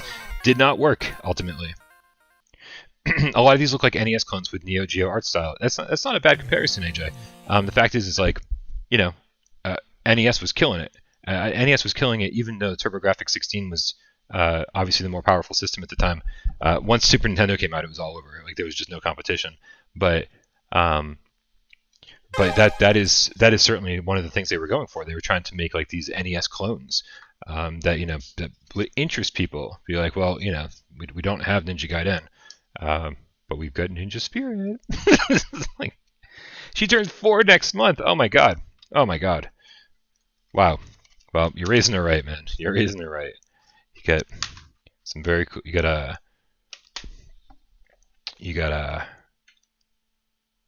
some retro games. If I had a kid, I think I'd want to start my kid off with retro games. Be like, don't even let them know that like PlayStation 5 exists or that VR exists. Be like, just take them through, man. It's like when you turn 4, we'll let you play Nintendo games. When you turn 5, we'll let you play Sega Genesis. When you turn 6, we'll let you play Super Nintendo. You know, and like take them through, like rapid fire the consoles. And then it's like, you're 7, you got a PlayStation 1. You're 8, you got a PlayStation 2. Rapid fire the retro video game history, and then by the time you're like 12, you're caught up. You're caught up, and then like at that point you want your own console anyway. And you're like, here's your PlayStation 7. All right, guys. So this next one that we're gonna play is called Dragon Egg. This is the second game we've played that only came out in Japan. There we go. It's a better look there. Dragon Egg. I might have reviewed Dragon Egg when I started Without Parole. It might be one of my original reviews. I think. It's tough, man. It's been a while. I don't remember.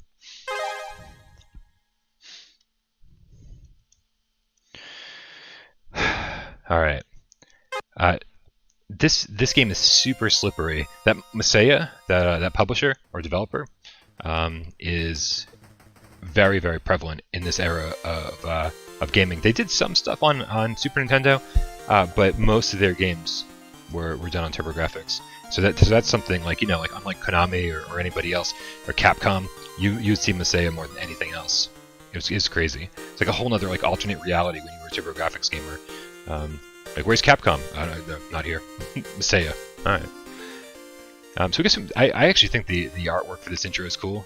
The music is decent. Let's watch the. Here we go.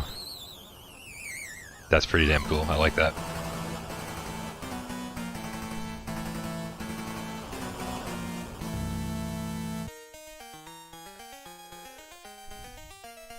Right? Look at these cutscenes, man. Like this is such a great introduction. I have no idea what the story says, and I don't care because this is beautiful. I'd rather just listen to the music and look at the pictures because I'm simple like that.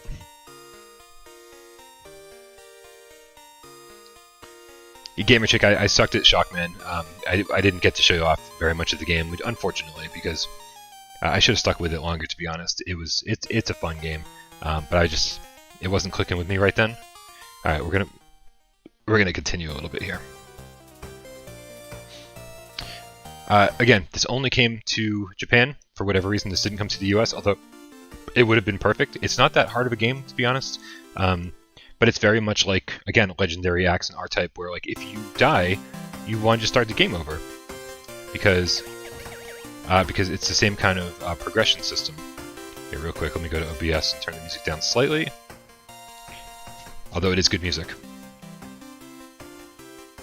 I don't have a time limit in this, right? I don't. Okay, good. So you're a kid with a backpack, and in the backpack there's an egg.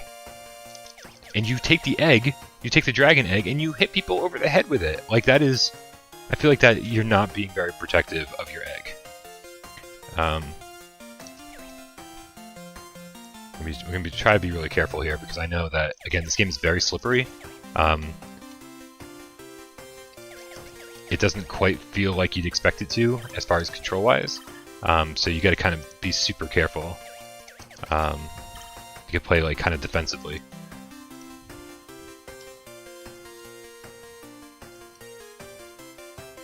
I mean, it's such a happy, bouncy song.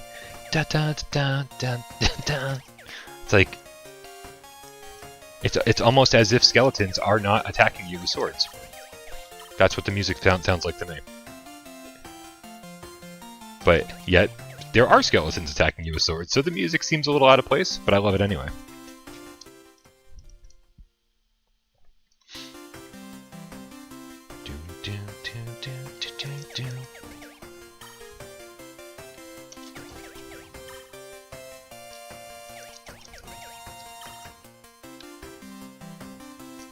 Ah! I can't believe I missed that jump. That was so dumb.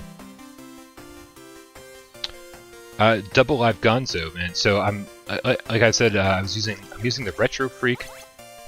There we go. Okay, so I'm using a Retro Freak to play the games on, but I am using the original cartridges and the original controller. So I'm trying to be as faithful as possible.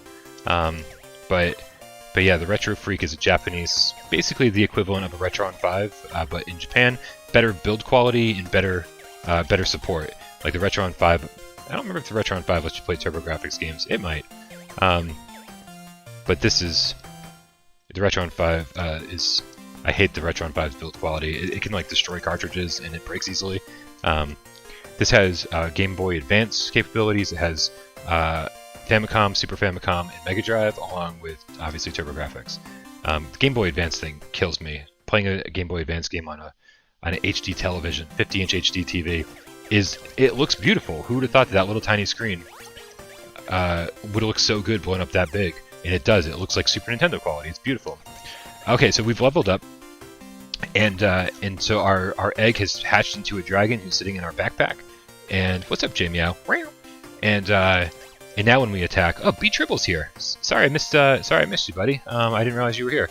Bobby T doing God's work, man. Every time I see your name, it makes me miss video game true and false. Speaking of which, where's Alessandro? Where the hell is that guy? Somebody should tell that guy we're doing retro games again. So yeah, so our little dragon who hatched now shoots fire. That's our attack. And there's a couple more upgrades. That fire lasts way too long. Let's go get that. Okay, so you can see in the top left-hand corner, it takes the first upgrade only took 2 power-ups to actually do the upgrade, and this one takes 3 power-ups. Now we're at a shop. Let's see, I got 27 coins.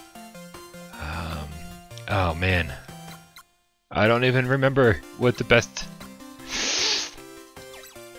I'm gonna do one of those and one of those. I don't know. But let's get out of here and see what happens. Alright. Looks like a knockoff Yoshi. I'd love to check the dates, man, and like see when this game came out in relation to Yoshi, or when Yoshi first debuted in Super Mario World. I'd love to find out. So our attack up does seem to be working here, because it's only one hit to take these dudes down. Ah, why did I... There we go. So you push down and you automatically drop. It's not down and jump, it's just down. And so you gotta be really careful not to push down. Like I said, the controls in this are like almost what you'd expect them to be, but not quite. They don't feel quite like you'd want them to be. But but you get used to them pretty fast. So let me shoot one more arrow. Come on, shoot your arrow, bud. Okay. There we go. I love this game. I really do. I don't remember much of it though. Ah, look at that! Look at these cool 16-bit effects. Where am I supposed to attack him? I don't remember where I'm supposed to attack him. What's going on here? Ah! I don't remember where I'm supposed to attack him. Where's his weak spot? Alright, real quick here. We'll see. Oh great, I've only got a tiny little egg now.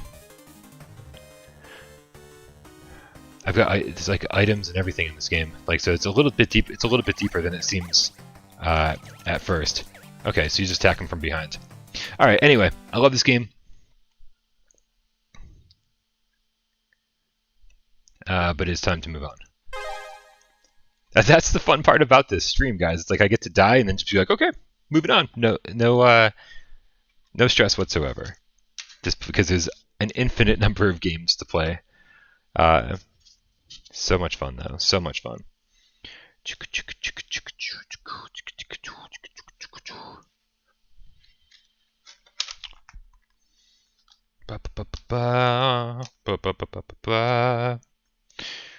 know, you guys mind if I cheat a little bit? Because the follow-up to the PC Engine / TurboGrafx16, the system we're playing right now, in Japan. B Triple, we started with Keith Courage, and it was as bad as I remember, basically. So there was a follow-up. There was a successor to the PC Engine called the TurboGrafx. And the TurboGrafx, I believe, if I remember correctly, only 5 games were made for it. And so we're going to play one of them.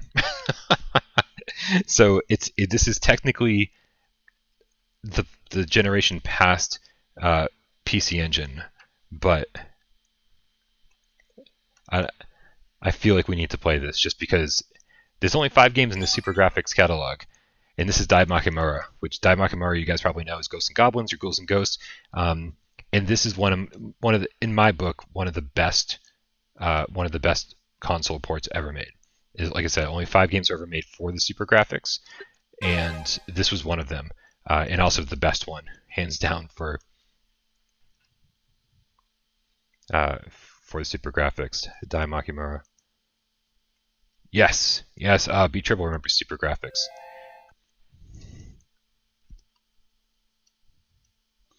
Yeah, Twitcher. You know, anybody out there who does actually remember this thing, I'm taking requests. But if you guys are just along for the ride, and just want to see whatever I decide to play, then by all means. By all means. I mean, look at this. Oh, man. This is like Super Nintendo quality right here. TurboGrafx really awesome. Yeah, I've used to play Ghouls and Ghosts. I'm sorry, Ghosts and Goblins on the Commodore 64, and I've always been bad at it. I've probably put 100 hours into Ghosts and Goblins on the C64, and I never beat it. I sucked at it. The game is fucking really difficult. So I'm gonna tell you, I'm not gonna get very far during this stream, but at least you can see how great this home port was. Like in my book, this is like practically arcade quality. I'm sure you're gonna be able to go, oh, well, the difference is I can't get that. Oh, it sucks. It's in. I can't pick it up. That blows. Oh, I did pick it up. Sweet. Except I lost my armor trying to pick it up. It's alright, man. Running around in boxer shorts. That's pretty trendy, right? That's a TikTok thing to do. Hopefully we can get our armor back. Let's get the golden armor in this. Oh, God. Love this game so much. I've never loved a game so much that I suck at so much.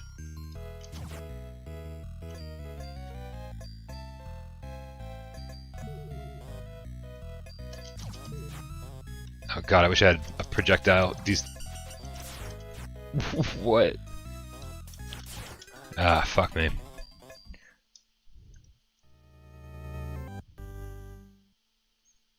Yeah, Super Ghouls and Ghosts. Yeah, I don't know if I've ever beaten any Ghosts and Goblins game. Ghouls and Ghosts, whatever. I've got the PSP one, Ultimate Ghosts and Goblins, and holy crap, man, that is super hard, but it's also super pretty, so like I love playing it.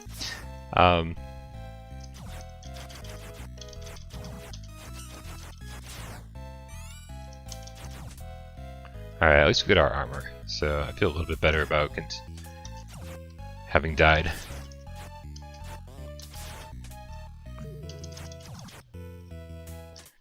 Now, let's take this guy down. Get over here. Yes, golden armor. Woohoo! Let's just make a run for it. Oh, are you kidding me with that? I was like, oh, I'm totally gonna make it through there. And here I am in the exact same place with no armor yet again. Ah, I did the exact same thing. That's so ridiculous. Yeah. And that's as much as I'm going to show you of Dai Makimura on the TurboGrafx. Because again, it is cheating. I just wanted to show it off. This is a repro. I've got a couple repros here in my collection. And getting back to the TurboGrafx now, this repro is for Magical Chase, and I'll tell you why I got a repro of it, not the original. Because the original cost more than my apartment. If I bought an actual copy of Magical Chase, it's like $50,000 in box. It is one of the most expensive video games that you could buy. This cartridge is not recognized. Yes, let's continue. I'm sure it's fine. I'm sure it's fine. Here we go. I'll play Fantasy Zone, man. I'll tell you, I don't like Fantasy Zone. I didn't tell you that when we were chatting last night, but I don't like Fantasy Zone. I I think it's a bad game, and I think every port's been a bad game. The arcade version was a bad game, but I will definitely play it for you and maybe give it some more another chance. B-Triple, I already played Devil Crash, if you can believe it, but I will play Alien Crash because I love those pinball games for sure, dude. All right, we'll get those in line after Magical Chase. So again, this is a crazy expensive game, which, I mean, it's so ridiculous. It's so ridiculous that the retro scene. Watch this. I'm playing on the easiest difficulty called Breeze, and I'm still gonna die so many times. But I love this. This is one of the later, maybe the last release the TurboGrafx ever had. This was one of those that I can't even believe made it to America at all. But this is in a subgenre of shoot 'em ups called cute 'em ups, where like everything's kind of adorable. It's like not spaceships and like aliens and stuff. It's like kind of cutesy characters and shit. And like for some reason, like the term shmup bothers me, but the word cute 'em up doesn't, or the term cute 'em up doesn't bother me. I think it's kind of adorable, and I like adorable things. You guys know me. I like adorable anime characters. I like Snuggle, Neat Pizza, and then horror movies and killing things. So, I don't know, man. I'm just psychotic. And this is like, I mean, look at this. This is gonna border on bullet hell in a second here. Like, there's just a lot of shit going on. It's not bullet hell, but like, I feel like I'm not good enough at. There we go. We got a shop mid level.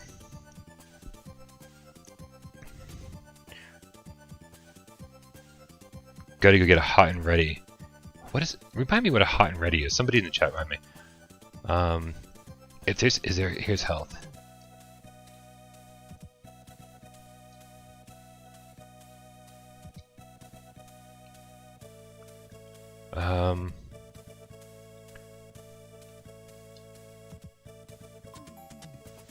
Fruit increases the heart by 1. How do I buy it? Oh, okay, here we go. The button layout is backwards on this. Yeah, all we want is health. That's all we want. Okay, good. Let's go. We are leaving now. Hot and ready. That's right. I knew it. I've actually picked up a hot and ready before from Little Caesars. I totally forgot. It's not very good, but I mean, it gets the job done for sure. It's like, yeah, super cheap. If you want cheap pizza, man, it's hot and it's ready. Look at these cubes. It's cubes. It's trying to be Gunstar Heroes. Look. Who wants to be Gunstar Heroes? I want. Yes, you do. Oh, yes, you do. You do want to be Gunstar Heroes. Oh, yes, you do. Oh, who's a Gunstar Hero? I'm a Gunstar Hero. We're all Gunstar Heroes. I should have eaten before this.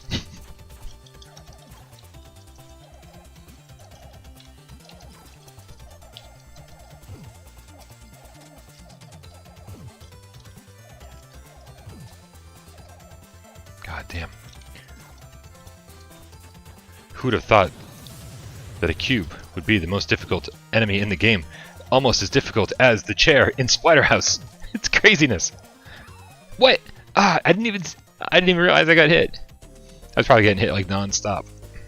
We're done. Okay. That's the most expensive game I've ever seen. Ever. It's like $50,000. It's more than my apartment. I'm sure it's way cheaper if you just get the card itself, but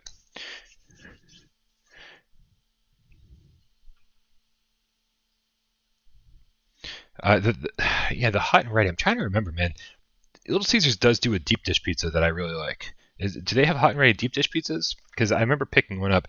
The gym that I used to go to literally was attached to a Little Caesars. And so it was so funny. You'd be like on the treadmill or on the elliptical, and which faces right out into the parking lot. Like it's all nothing but, you know, big glass windows. And so you're running, you're sweating, and you'd see cars pull in, and like you just get this narrative going in your head. You're like, let's see who gets out of the car. Are they a gym person or are they a pizza person? And almost immediately, you could always tell who was who. And they almost never disappointed. You're like, I'm going to make a snap judgment about this person, and I'm usually right. Okay, Fantasy Zone and Alien Crush. Those are the two next ones. They're not in my pile here, so give me a second.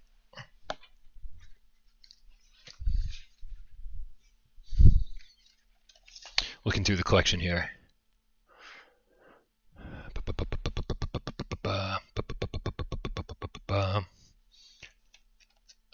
let's see here. We have some Military Madness. We got Pac-Land. We got Koryun, Crater Maze. Final Lap Twin, Fantasy Zone. Here, we need to play some Fantasy Zone. I think we need to play some Dragon Spirit, which actually came out on the NES too, which makes it less special to stream, but that's okay. We'll throw it in the mix. What was the other one? Alien Crush. Yeah, let's find Alien Crush.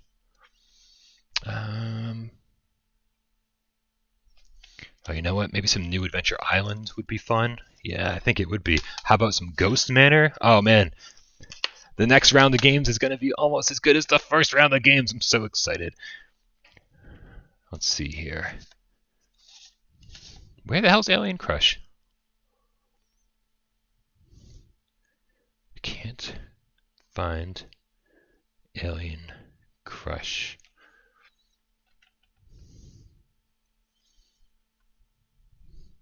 Oh, you know what? There's a whole other pile to my right.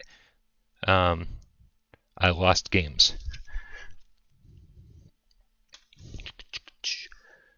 Hopefully everyone's doing okay out there.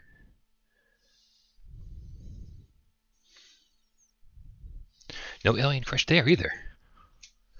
Guys, we're missing Alien Crush. Something went horribly wrong.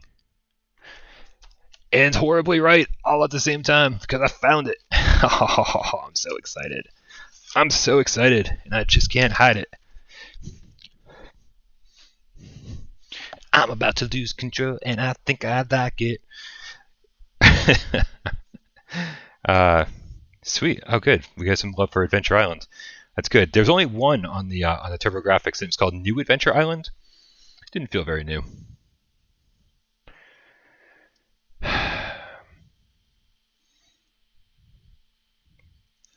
All right, Fantasy Zone first. What's up, Tornado? What's up, buddy? How you doing? How you doing? She gets some treats right before the stream, so I think she's in a good mood.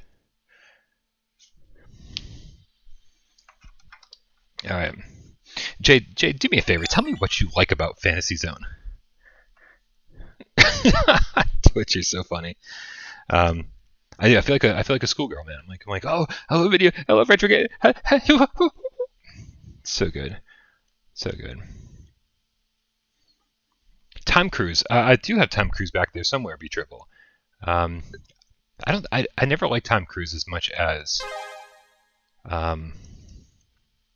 like Alien Crush or Devil Crush. But it's all right. Maybe we'll get to that one. Kid in the candy store. Yeah, except I own the candy store. So cool, man. I don't like it's crazy too. Like I don't know when this happened. Like I don't know. Like look at the color scheme on this. I just always thought it was so gaudy and just like I don't know. I do own Power Golf. I'm pretty sure. That's crazy, Jay.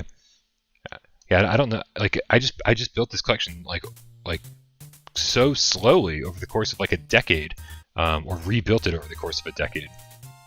Because you know, like I owned a lot of these games at launch, and then again bought and resold collections numerous times over the course of my life. I wasn't paying attention. I died because I was listening to the awful music. What is it about this game, man? Why do people like this thing? I've never understood why people like Fantasy Zone.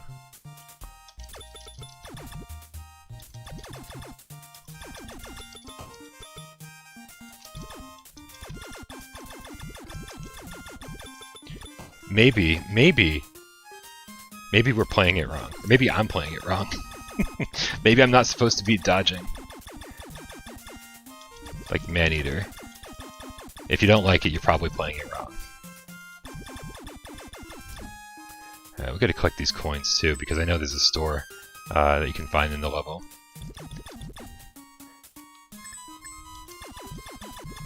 Obviously, you know, the other thing is I probably never given this game much of a chance. I probably was like, oh, I don't like the way it looks. I probably died a bunch, and then... Yeah. There's my bomb. Thank you, B-Triple. Gotta remember that my other button is bombs. I died 3 seconds after I respawned.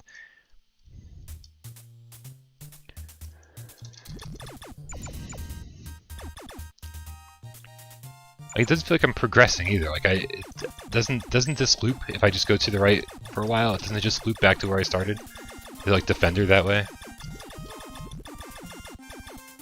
let me turn the turbo button on. There we go, that's way better with the turbo button. Oh, look at all the thingies with the thingies, and they're all shooting at me.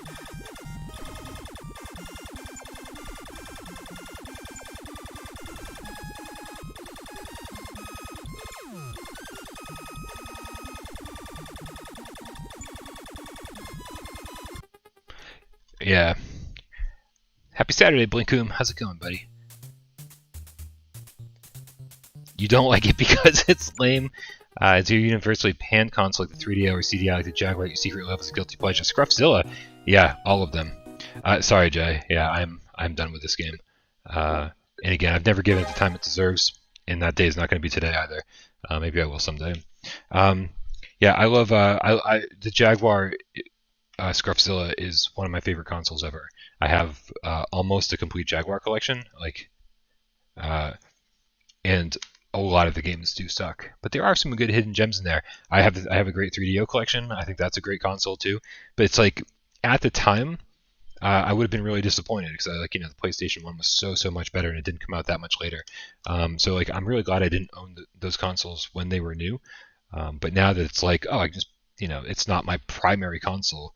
That's why it's suddenly that's why I have a lot more love for it. Let's go with Alien Crush. I failed so badly at Devil's Crush or Devil Crush that I feel like I need a redemption song here. Redemption story rather instead of Bob Marley. Let's go with do I have any videos showing off my collection? No. Honestly, I'm talking about my collection pretty freely right now, but I'm not comfortable, especially knowing that a lot of them shot up in value. I don't I kind of don't like owning them or having them be knowing that people would know that I have them. Something very uncomfortable about it all. At some point, I think I'd like to sell them and and be able to finance without parole and keep the channels running, and just emulate games and get some of my space back too, because these games, some of them have shot up in value so much that I don't even like owning them anymore. I know that sounds weird, but that's just how I feel about it. So doing a video and showing off the whole collection would be something I'd probably be really uncomfortable with. I don't know.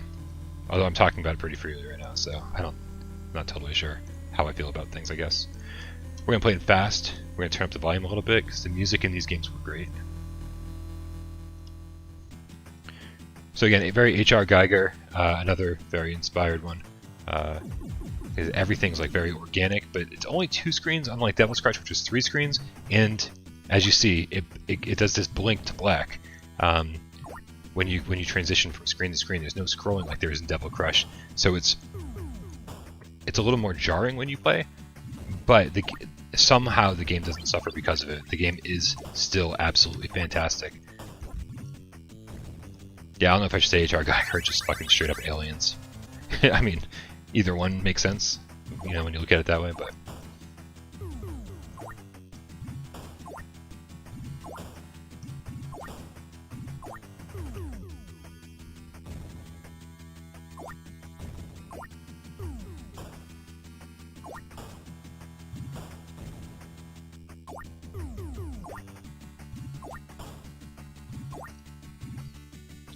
Go. This has some cool little mini games in it too. We're gonna shoot off to the side and hopefully get some points going on here in a second. Ah man, or maybe not, or maybe I'll just die.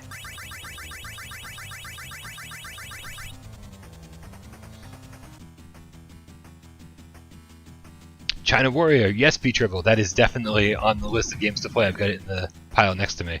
We'll definitely play some China Warrior, especially because, and we'll talk about this more in a bit, China Warrior was when I interviewed Wargarble about Fish Laser. I asked him, I was like, was China Warrior an inspiration for Fish Laser? And he was like, I've never heard of it. And I was like, are you kidding me? How did you make Fish Laser having never played China Warrior? To me, the inspiration is spot on, but it's kind of cool that that wasn't the case. And you'll see. And maybe I'm just reading too far into things, as I always do.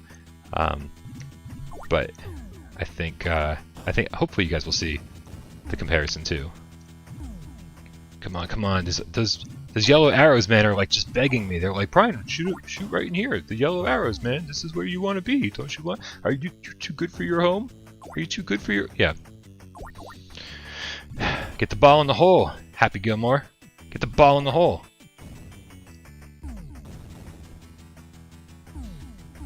They're taunting me. Look at those yellow arrows just taunting me. Hey, Brian, you can't even get the ball in the hole. Come on. What's wrong with you? There we go. I finally get it. Metroid got a pinball game. That's a good comparison, man. I like that. I will say, I love the bonus levels in these pinball games. This one is so maddening. It's so maddening. Because first of all, you have to hit these things so many times for them to actually go away. Like they turn red, and then I think they turn red a couple times before they actually get destroyed. And so frequently you'll hit them and they'll bounce straight past your paddles. You are totally out of luck. Your paddles? They call them flippers. Yeah, see, just kind of shot right through. If I was better, it wouldn't be an issue, but I'm not. Yo, oh dude, I forgot about that, B-Triple. Metroid did get a pinball game. Wasn't that on the DS or something?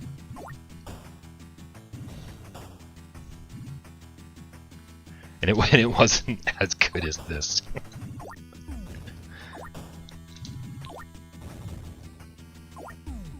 Here, come on, look at the yellow. Look, come on, look at the yellow arrow. Who's got a little yellow arrow? You got? Yes, you do. There we go.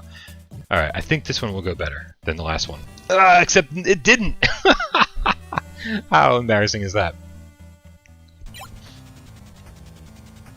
Yes, I've got Jackie Crush B-Tribble. That was the third game in the series. Actually, yeah, I could totally pop that in too, because the retro Freak does support Super Famicom games. I think I know where it is too. So we can maybe we can cheat at the end of the stream if you remind me, and maybe we'll throw that game in just for funsies. Jockey Crush. I don't actually like Jockey Crush as much as I like Alien Crush or Devil Crush, but it's still cool that there's a third game in the series, a third official game in the series.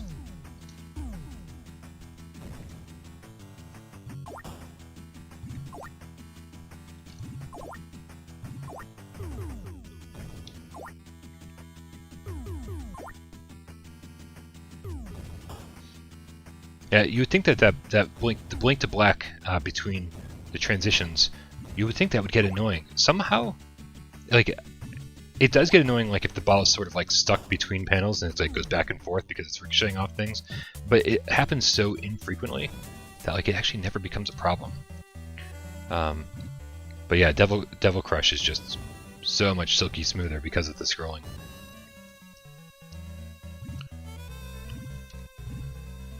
Come on, come on. It's not like this is the last one, like another snake will appear in a second here. But progress, man, progress. Ugh. Yeah, Jaki, Jockey Crush. I don't know if I'm pronouncing that correct.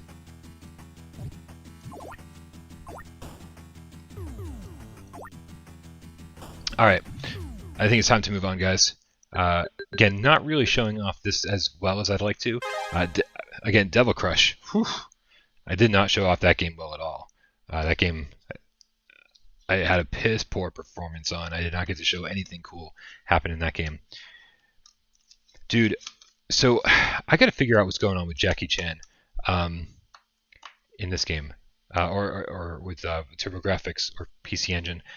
I swear I have that game somewhere, but I can't find it. And that is such a good game.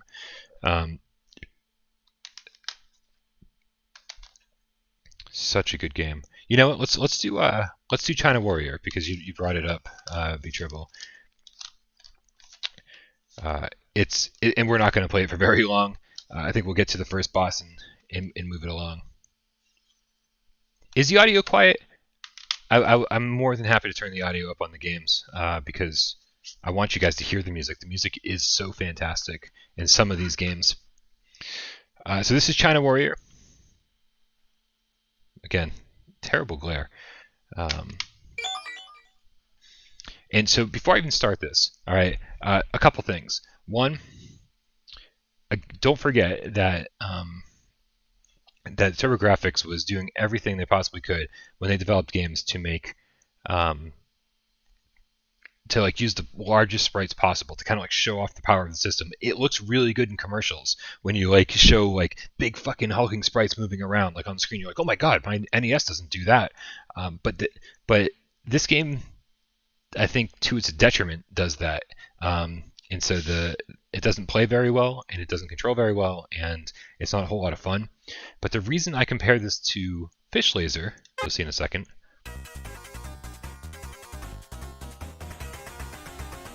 Turn the music up just a little bit more. Let me know if this level's better for you guys. Because it's more about memorization, and if Fish Laser was a longer game, I feel like maybe it would be more China Warrior-ish. So let's show this off, guys. So this is your character. This is what you control. It automatically scrolls to the right.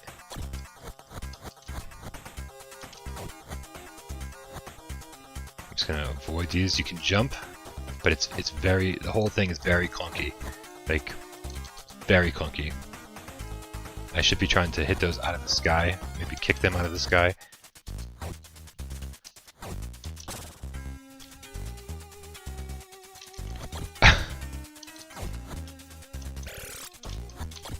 Crap, man. This is not an easy game, but I should be way better than this at it. Right? It's like you know when to jump, when to duck, when to retreat, when to attack. It's people keep calling it a beat 'em up, but I don't know if it is. It's more about memorization than anything else. We're pretty powered up now. This is good. We're redeeming ourselves quite a bit. And then we just get hit in the head with what, a fucking coconut? Who throws a coconut? And who's that good to throw 4 in a row? All right, here's our G.I. Joe type adversary. They try to make it like a one-on-one fighting game at the end of it all. It's like the whole thing just feels very, very, very rough. But it's kind of like nothing else did this quite like this at the time. Like there were one-on-one fighting games, but this was also a side-scrolling beat 'em up slash memorization game slash I don't know, man. I don't know.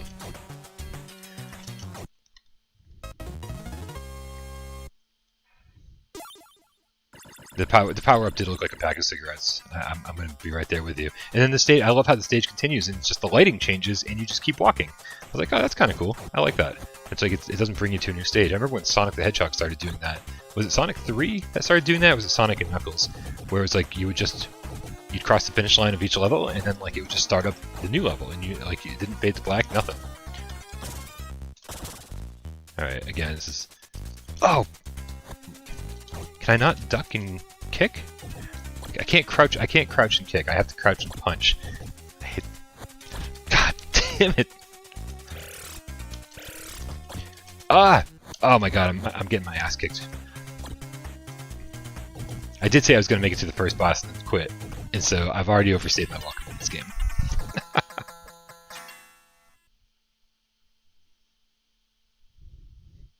Yeah, the other game was totally not Mega Man. This is totally not Jackie Chan. I'm gonna give it one more shot, just because I felt like I was really screwing up there. I gotta remember that when I crouch, I can only punch. It's so weird. Why can't I crouch and kick? Oh, why did I jump backwards? Why am I not better at games?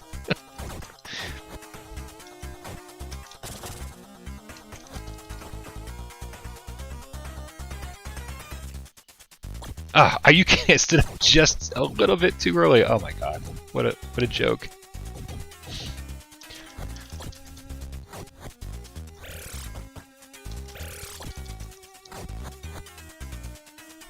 Ah, I gotta kick those out of the air, I guess.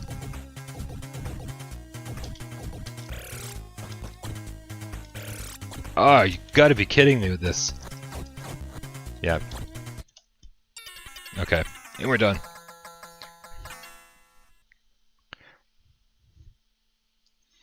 The precursor to rhythm games.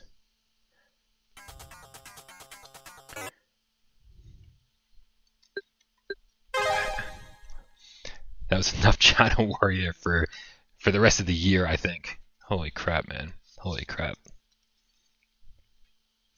I don't know how those guys hurt you. Their hands are in their pockets. Those should be bats. Ugh. Seriously, dude. Seriously. Alright, I just pulled another whole pile of games out. So let's move on to those. You know what? Yeah, let's see what Adventure Island did when it made it to.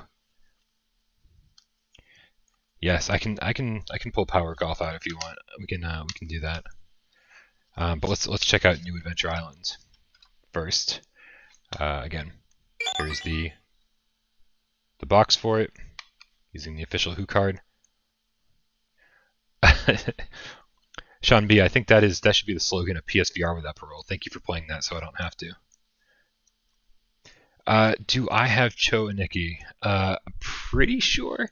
Although, if memory serves, Cho and Nikki is a Turbo CD game or a PC Engine CD game, and my Retro Freak doesn't support the CD add-on, so I won't be able to show that off. For anyone who's curious what Cho and Nikki is, it's a very homoerotic shooter. There's lots of naked dudes and like phallic enemies and stuff. It's kind of crazy. Gotta love Japan, right? I think the best multiplayer TurboGrafx16 game. I don't know, man. So the funny thing about TurboGrafx16 is that there's only one controller port in it, and you had to get a turbo tap, I think they called it, to like plug in multiple controllers. And so a lot of the games were like single player. I can use a generic answer and say Bomberman, because Bomberman is like one of the best multiplayer games on every platform, and we had a pretty fucking good Bomberman game on it. Nice intro cutscenes, I'll say. You gotta love the 16-bit art style here. But let's get it move on. New Adventure Island. If I remember correctly, I could be wrong. This is about as basic as Adventure Island games get. They didn't like Adventure Island 2 and Adventure Island 3 introduced like the mechanic where you like get on animals and ride dinosaurs and stuff like that. This doesn't have that. This feels very much like the original Wonder Boy / Revenge on Dranken / whatever the hell you want to call the series, because it's had a number of different titles. Did I say Revenge on Dranken? I meant Revenge of Dranken. That's where I first played Wonder Boy. It was on Game Gear, and the game is called Revenge of Dranken. The game that who's asking about the Zelda clone? The Zelda clone is called Newtopia, and I do have Newtopia 1 and 2. I definitely want to show that off, because it's like there is no. I mean, if they didn't get sued by Nintendo, I don't know what the hell happened, because it looks and plays like Legend of Zelda.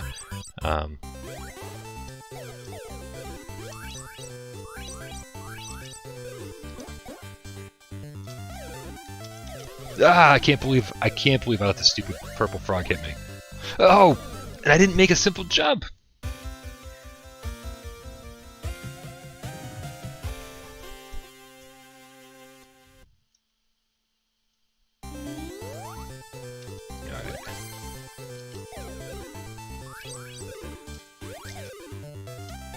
I think we ran past all this before when we were invincible, so now we actually got to play this part. Oh, or maybe not. This always had a strange mechanic. It's like your health bar was constantly going down, so you had to like eat fruit to like constantly to keep your life bar up. And then like you get hit and you're dead. So the life bar was more like a time meter that you would have to extend. Stupid purple frog. Oh my god, again, same. Now I've got it in my head that I'm never gonna make this jump. Alright, one more try. One more try. You guys have seen Adventure Island before. This is certainly nothing that's blown anybody away. Urgh.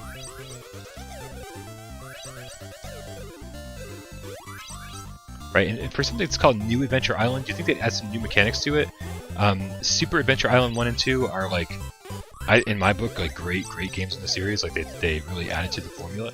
And if you've ever played Adventure Island 4 on NES, that was like really taking the formula and going crazy with it. This is just like so about as basic as Adventure Island gets. Okay, let's just bounce across the entire ledge with the spring instead of kind of doing the mid-jump there. It was something about licensing B-Triple. The series is called Adventure Island, I believe. And then for Sega, it was Wonder Boy. And Nintendo, it was Adventure Island. And the funny thing is, God, I'm gonna get real confused here in a second. The Wonder Boy series is a totally different series. Okay, you know what? Done. The Wonder Boy series, like the Wonder Boy in Monsterland and Wonder Boy in Monster World and Wonder Boy in the Dragon's Trap, like all of those, it's like it turned into a whole different series. So whatever happened at the very beginning, which like was like one game that was called two different things, it was sort of like Night of the Living Dead and Return of the Living Dead, like that whole thing where like somehow two things split off from the same game and became two different series. And thank God, because two very awesome series came from that. The Wonder Boy series is fantastic if you guys haven't played that. Guys, let me show you Newtopia. Newtopia is... Don't tell anyone I said this, but it's so much better than Zelda. Because it came out after Zelda. Like they were able to like see what made Zelda awesome and then improve on it. Although it is still very cryptic, like Zelda, it's certainly hard to do without a strategy guide. Where the hell is it though? I got too many games piled up around here. There it is on the very bottom, the last pile that I looked. The Adventure Island Multiverse, right?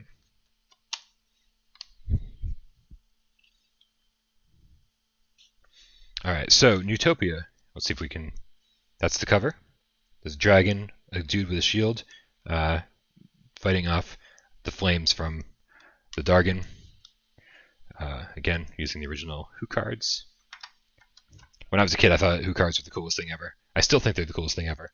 Like, they come in a little plastic sleeve, and it's just like, I feel like just like collecting them, like trading them with friends and stuff. I'll give you Newtopia for, you know, Bloody Wolf kind of thing. It'd be an awful trade. Real quick, it's not recognized, so let's try that one more time. Here we go.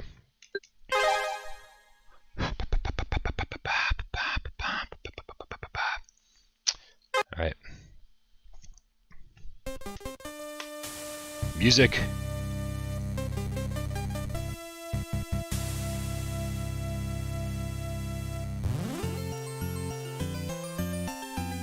How beautiful is that?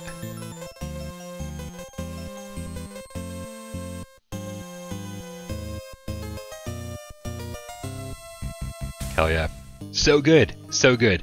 Man, the music in video games isn't nearly as interesting as it used to be. Now it's just like, you know, most games have a great soundtrack, but I don't think anything holds up to chiptunes. All right, so bad guy came into the bad guy came down, stole a bunch of stuff. It's the same story as having to go like in this. We're Giuseppe, and we need to go and yes, he kidnapped Princess Aurora. Just like every other video game on the face of the planet, you're gonna go rescue the princess, rescue your girlfriend, save the president. It's like there's somebody out there and they got themselves in a load of trouble and we gotta go fucking save them. 8 medallions. What does that sound like, right? So I mean, so that's all it is. Like 8 dungeons, a medallion in each one. Save the princess. Let's do this thing. So let's go take down Ganon. I mean, Dirth. Yeah. Let's see, it would be awesome if I don't remember how to get through this. use this compass to direct you to each of the medallions. So we'll use the compass and we'll follow it to the first dungeon. Hopefully we get to the first dungeon, beat the first boss, and then we can move on. But man, there's a part of me that wants to just be like, you guys want to play Newtopia for the rest of the day? It's like, it's 2:15. I'm like, we could probably beat this thing by like 7. Like, let's just play Newtopia all day. Fuck the rest of the stream, man. Although we didn't play Air Zonk yet, and Air Zonk is in the thumbnail, like bigger than anything else. So maybe we should play Air Zonk too. All right, let's do this. So this is gonna look very familiar in just a second. I mean, it already should look familiar, right? All right, let me bring up the chat here. Somehow that sunk to the back of the windows.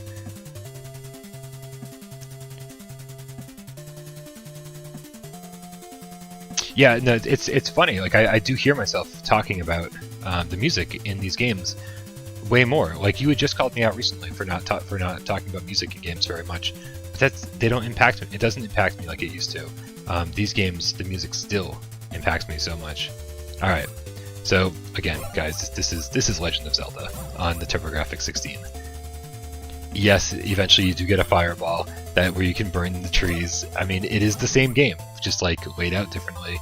The compass is saying go up, so let's make our way up.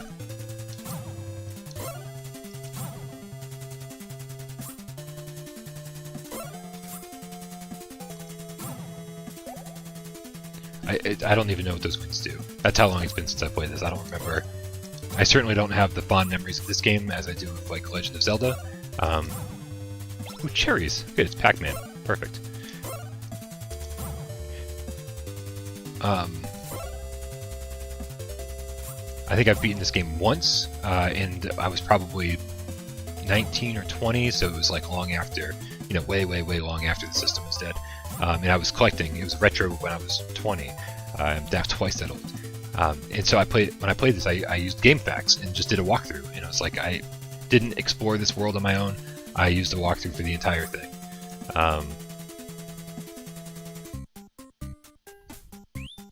That dirtbag Tirth and his dozens of evil demons thrive in the subterranean sphere. Search these hollowed halls for the 2 spiritual medallions that Tirth has hidden within. Alright, when you obtain the medallions, the windows of the world will open and you may pass through. You're not helpful at all. Why rob from just Zelda when you can rob from Pac-Man as well? That's so funny. Okay, I didn't actually mean to walk in here again.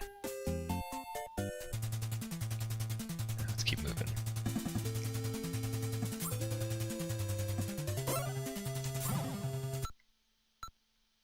There we go. I think we all know what the little timer thing does. Are you kidding? That didn't hit him? Alright, let's check our compass. Okay, up and to the left. I'm sure there are items and stuff that I should be picking up as I make my way toward the dungeon to make my life easier. You guys know me by now. I do not strive to make my life easier. I strive to make my life harder.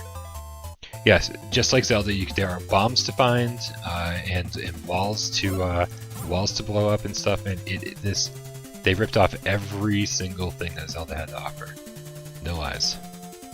Okay, we gotta go up and to the right. Oh, there's even a giant arrow pointing us, which again, I think very Zelda-like. There we go, cherries, we got full life. In this first dungeon.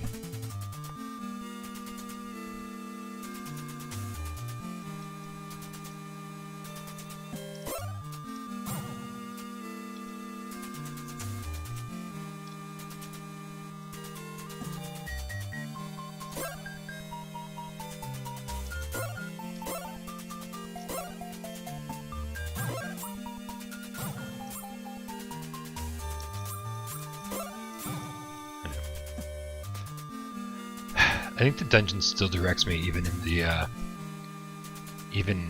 dungeon. The compass still directs me even in the dungeon. I think. Don't ask me what I'm saying anymore. I think the dungeon still directs me while I'm in the dungeon. Looks at the dungeon. Dungeon directs him toward the dungeon.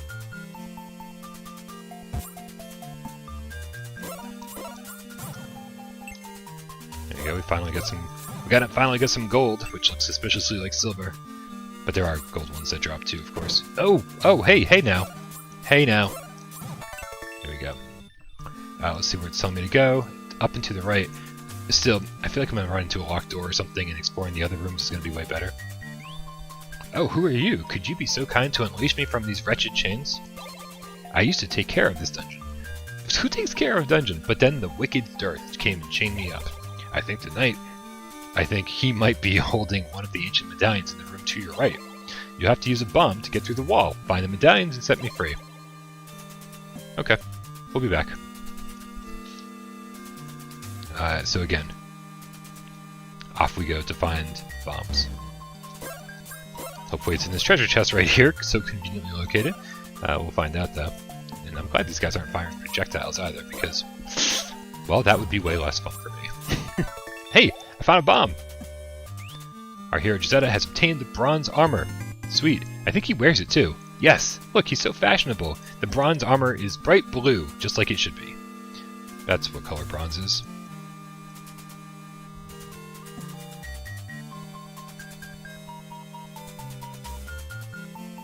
Just reading the chat, don't mind me.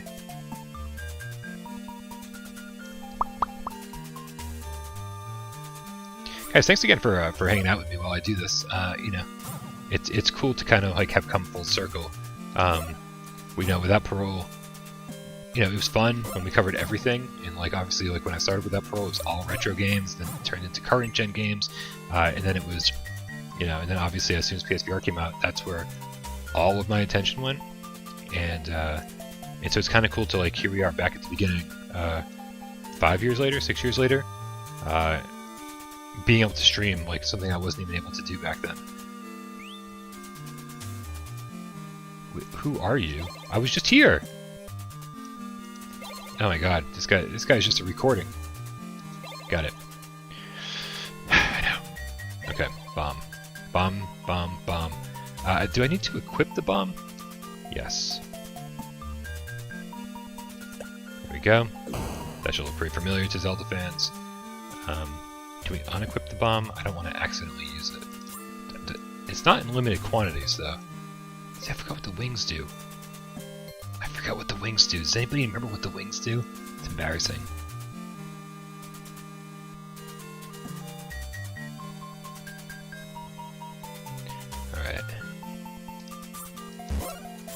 Alright. Let's try that room again. No! Oh man, I forgot. I was like, if I go back to this room, I didn't think for a second that he was gonna. Oh my god. Okay, you know what? I'm going to equip. I guess I should find out what this thing does. I've forgotten what this thing does. I forgot what the wings do. So let's find out. Oh no! I had a feeling. No, I don't want the password. I had a bad feeling that if I used the wings, it was going to take me back. No! Okay. Oh my god, so stop talking! That was so dumb. Okay, real quick. We're going to find out if we have unlimited bombs. I'm pretty sure we do.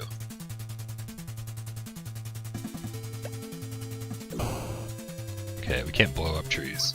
We can only set them ablaze. It'll take a second here, guys. I love this game so much. Like, if you're gonna rip off Zelda and make a quality Zelda clone, awesome. Hey, I got wings again. There was actually the other good one, if you guys aren't familiar. With, God, Golden Axe. I want to say Golden Axe Warrior, which was on the Sega Master System. Yeah. That was the other good Zelda clone. It looks like Zelda, it plays like Zelda, but Sega made it, and it's fantastic. When you're close to a hidden medallion, the compass will... Yep, we got it. Okay. Go now and search out your destiny. Can we just steal stuff from you, sir? Is that okay? Oops. Bomb. Alright, here's... Oops. Oh, hey, look at that! We could have just gotten the bombs from the very beginning. obtained the medicine of vitality. It's called Viagra. Alright. I don't know, maybe Giuseppe's a little too young for Viagra. I don't think he probably doesn't need any help in that department. He's probably fine, right? I don't know. I'm sure his doctor can help him out if he has any trouble. A little erectile dysfunction.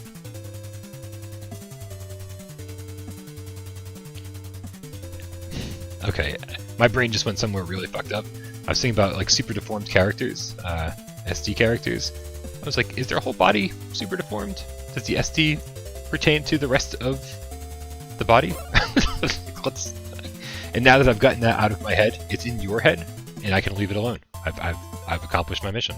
Now you guys are thinking about super deformed body parts, and I don't have to anymore.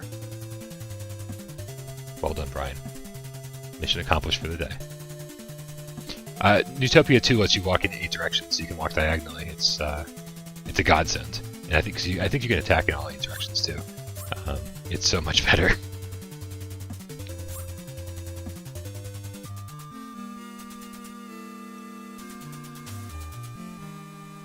Alright, we made it back, and better than ever, because now we have the Potion of Vitality.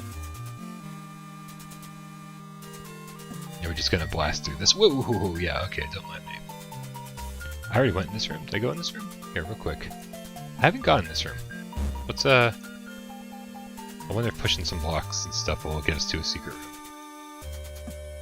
I mean, if it doesn't Zelda, probably works here. Sorry, sirens on my end. I don't know if you guys can hear that. Is that door locked? I'm gonna say that door's locked. I think we need a key. Probably should have recognized that there was a door there before I tried to make it across the room. But what are you gonna do? I don't think Todd's gonna save us from Brian's warped mind. I think Todd's just gonna make it worse. There are very few people who can make it worse. I think Todd is one of them.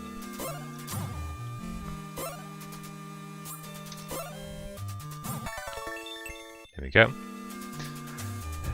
There we go. Finally, back to... Oh no, is he gonna... Yeah, okay. Where's my coffee?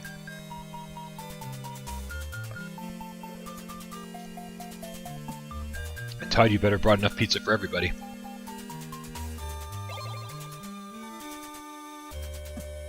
The old guy chained up looks like he's holding a cane. It was very nice of them to let him hold the cane. Scruffzilla says, ease on the TurboGrafx CD has some god tier music. Yeah, dude. Oh my god, I can't wait. I can't wait to get there. One of these days we'll do a TurboGrafx CD stream.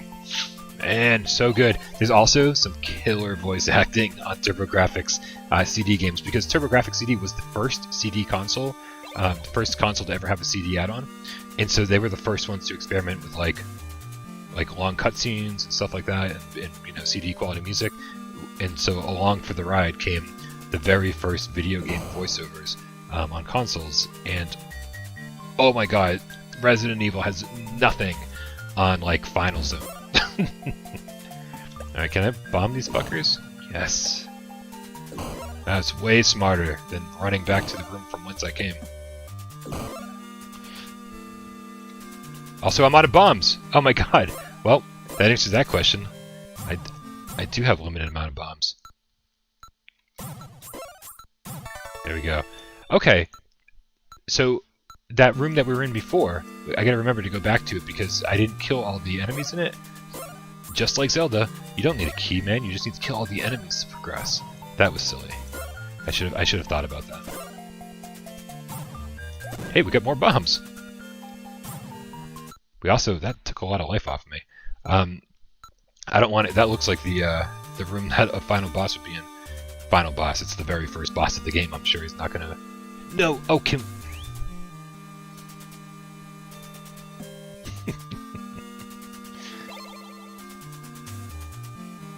What time is it for me, Minecraft Tiger? It's 2:30 p.m. Oh, are you in the UK, James? I don't know why I thought you were in the US. No, I knew you weren't in the US. What's wrong with me? I knew you weren't. Oh, excuse me. Okay, this is not the room I want to be in. This is not the room you're looking for. Thank God there's a map. Because your tour guide today has an issue where he gets lost in even the smallest dungeon. Oh, Jesus. You guys know me. I get lost. Like as far as being a gamer goes, if I have one tragic downfall, one tragic character flaw, is that I get lost everywhere. I mean, there could be 3 rooms, and I'd be like, which one of these rooms have I already been in? I don't remember. I don't know where I'm supposed to go. Like that is my tragic character flaw as a gamer. So I don't know where I am ever. Oof. So if I ever complain about getting lost in a game, take that with a grain of salt. Listen to Dave and AJ and see if they got lost. And then you'll have a better idea if you will also get lost. Also, it's Dave's birthday today. I don't know if I mentioned that earlier. I did. Make sure you send him obnoxious birthday wishes. Dave Station VR's birthday today. I think he's 49 if I remember correctly. So make sure you wish him an obnoxious happy birthday. Let him know that Brian said he's 49.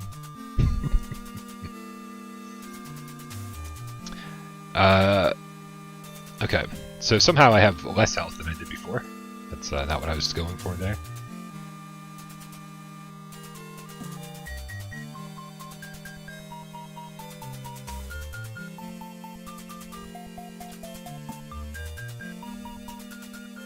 I'm pushing all the rocks or all the stones because I really hope that one of them has a secret. I really don't. I want some health. I don't want to go into the boss battle with anything but full health, as obviously I do have the Viagra we picked up earlier.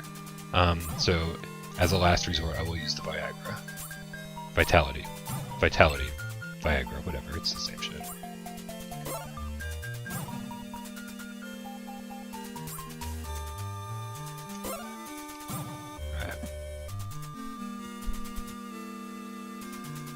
I should have pushed all those stones, all those rocks, all those whatever, to see if any secrets were there. Alright, we froze time, because that's what hourglasses do in video games, they freeze time. You find an hourglass in a video game? Everybody freezes. Obtain the crystal ball! But yes, hold it above your head, because no video game character has ever done that in the history of video games. Link. I love it. It's just like an unabashed, like, no shame ripoff. They're like, oh man, we wish we had a Zelda game. Let's make a Zelda game.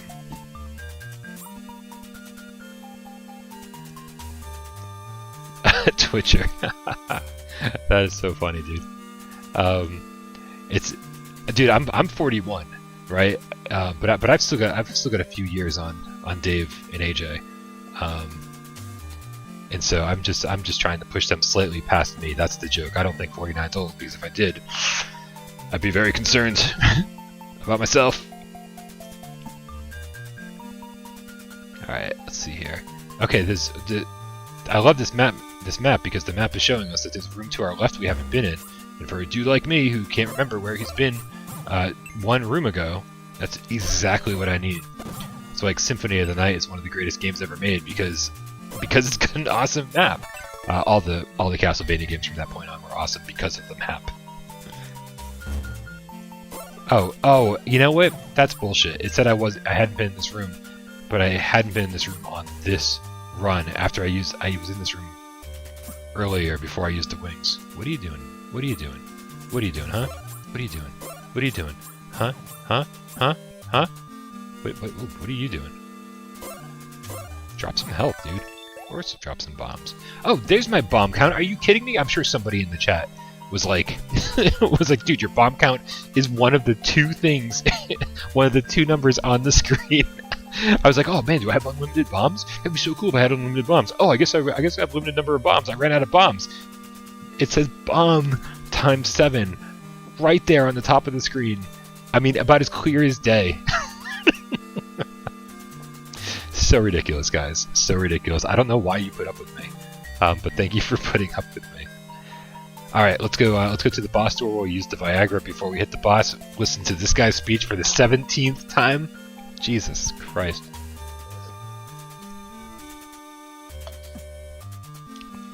Oh, that's awesome, Sean B. Yeah, we just had that conversation at the beginning of the chat, or beginning of the stream. You said you were close to my age, so we're only a year off. That's cool, man. That's cool. I'm in September, so we're literally like math 14 months apart. All right, got to take these guys down. I'm gonna try to use as few bombs as possible because I don't remember what the first boss is, and if I don't remember what the first boss is, I don't remember if bombs will be helpful or not. I'm assuming they will be, so let's save them.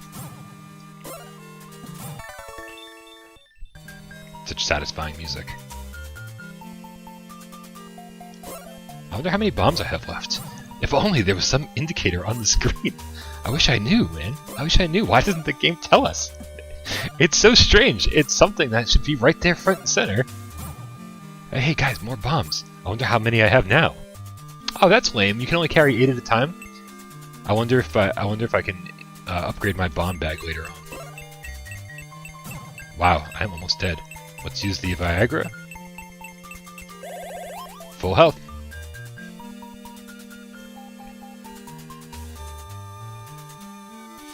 Yeah. Oh wow, Todd and I are even closer in age. Oh. Is Gilman even here? What's up, Mythical Spectre? So we talked to Mythical Spectre. I talked to Mythical Spectre for the first time on Discord last night in voice chat. I think you just joined. I think you were the one asking about Bullet Roulette when you came in. Alright, let's get away. Let's put... Oh no. Oh no, I don't have the bombs equipped. Ah, come on, Ryan. Get your shit together. Here we go. I don't think that hurt him. Please, Hammer, don't hurt him. Please, Bomb, do hurt him. Yes! Okay, I think we got this down. Ooh, maybe not. Ah! God damn it! No! No! No, no, no, no, no, no, no! Ah!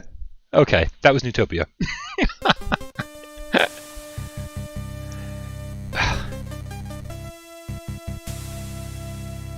Beautiful music.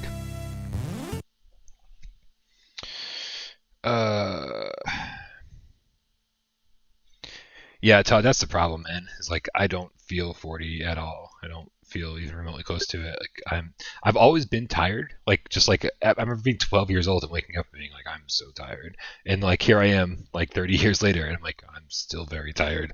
Like people are like, oh, I wish I felt like a kid again. I was like, I've always been tired all the time. The only it's actually things have gotten better as I've gotten older because now I don't have to go to school, or I mean, and just recently, being able to do this full time, it's fucking crazy, dude. I remember being 12 years old and remembering because I've always been like a depressed little kid and like an emo kid. Like before emo was a thing, I've just been like, the only thing I wanted out of life was to have an apartment where I could play video games and everyone would just leave me alone. And fast forward, that's pretty much what I've had since I was 30. So sirens on my end. So I can't complain, man. Can't complain. I live in the middle of the ghetto, but I have a nice small apartment where I get to play video games and no one really bothers me.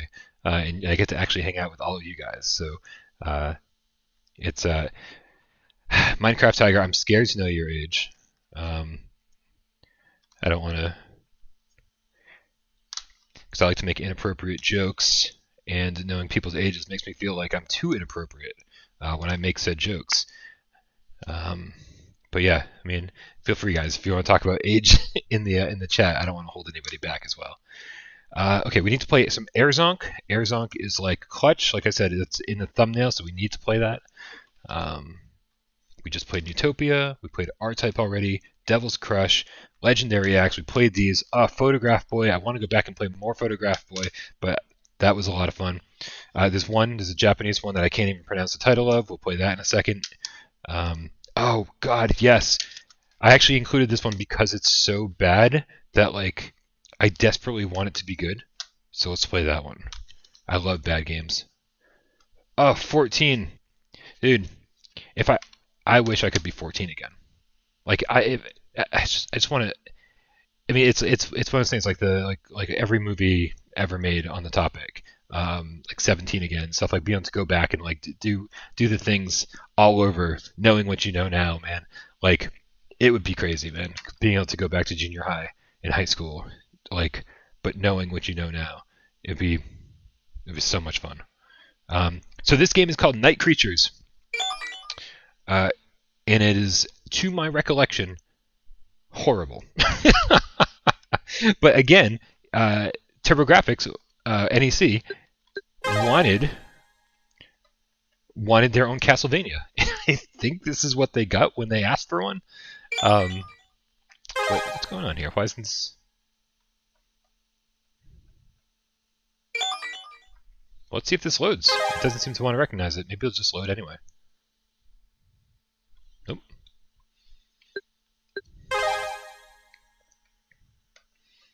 Brave Fencer Musashi, absolutely.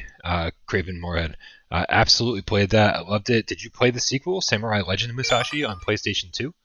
That was not as good, but still fun. This is interesting. I wonder what's going on here. All the pins look clean.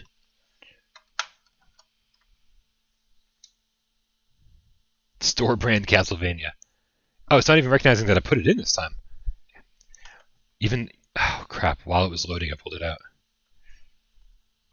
So many sexual references right now. Is it in yet? Even the retro freak is making fun of me.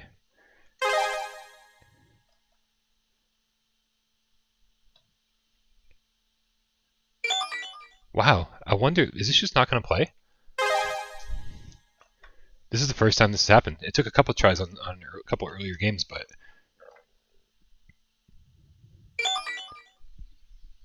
Even the retro freak doesn't want me to play this game.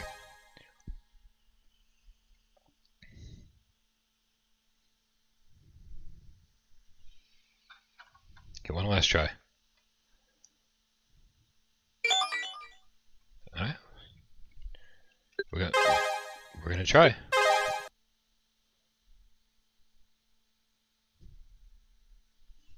Guys, I don't think it's gonna work.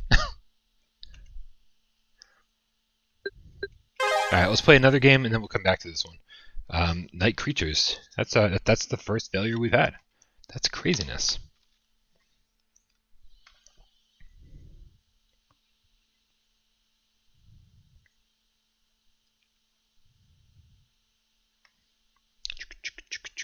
Real quick here.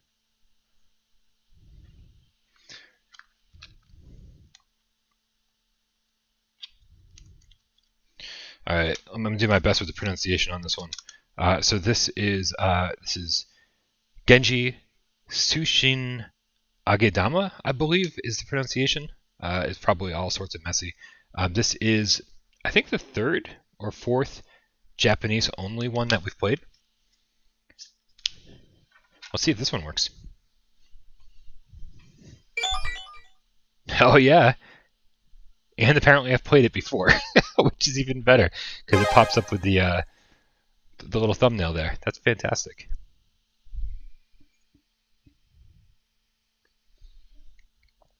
All right.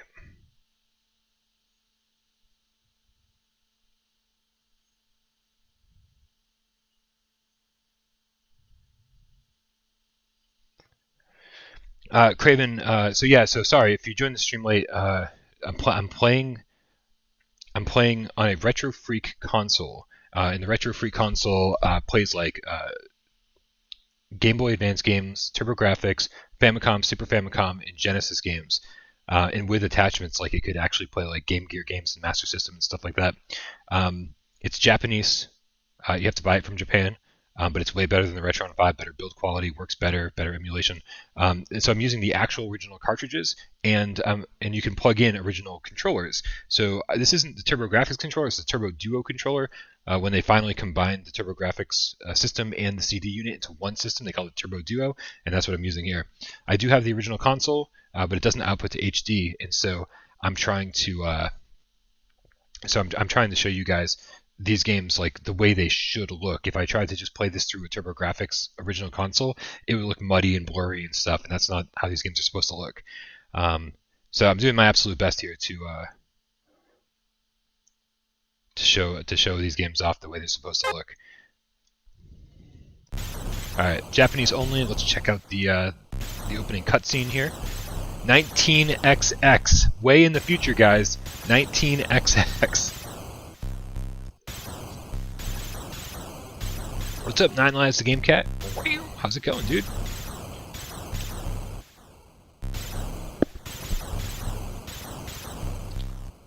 I'm waiting for the scene to change. It's just text changing on the bottom of the screen. Yeah, the here, let me show you. Sean B. So this so with a USB cable from the Retro Freak connects to this little controller box, and you can see that it has controller inputs for I think, let's see, Super Nintendo here. What the hell is that? With the NES here, the Sega Genesis here, and of course the TurboGrafx right here. So you can actually plug in all of the original controllers all the time. That little box is a godsend. All right, here we go. So this game auto scrolls. Look how adorable the characters are. I love the art style in this game. That's why I picked this one up. And it's funny because I was actually just watching. I love GameStack. I probably watch like 5. The only YouTube channels I told you guys before, I don't watch other PSVR YouTube channels, but I do watch a ton of retro channels on YouTube. And one of them that I watch is GameStack. I watch Angry Video Game Nerd on Cinemassacre. I watch GameStack. I watch On a Retro Tip. I watch God, who else? I watch so many. I used to watch Metal Jesus. I don't really watch him anymore. John Riggs is still awesome. I love John Riggs. Dude, when John Riggs started watching my channel, that was like, you don't even understand, man. That was like, I was like, this dude's famous. This dude is like I've been watching this guy for years, and then he started watching my channel, and then like became a presenter on the award show. I was like, this guy's fucking amazing. What's he doing watching my channel? It was very crazy. And then he became a Patreon supporter. It's like, I mean, I'm just fucking mind blown sometimes doing what I do. So anyway, the point was is that GameStack is doing. They do these great Left in Japan episodes. And yesterday I watched their newest one from this week, and this game was on it. And I was like, oh my god, I own this game. That's so cool that they're featuring a game that I can't wait to play on this week's stream. And actually, I contacted Joe from GameStack because he had mentioned something about doing a PSVR show. And so I'm sending him like way too many DMs trying to help him out and being like, dude, I'm like, if you need any help with like a PSVR episode, let me know. And so I'm sending them like, you know, links to the top 20 video. I'm giving him recommendations for for hidden gems and stuff like that. And he probably doesn't want any of it. He's probably just being super nice. But it's so cool to like be able to be talking to like these guys that I consider heroes, you know, that were doing YouTube long before I was doing YouTube. And as far as I'm concerned, like, are doing it still way better than I am. It's really kind of crazy, to be honest with you.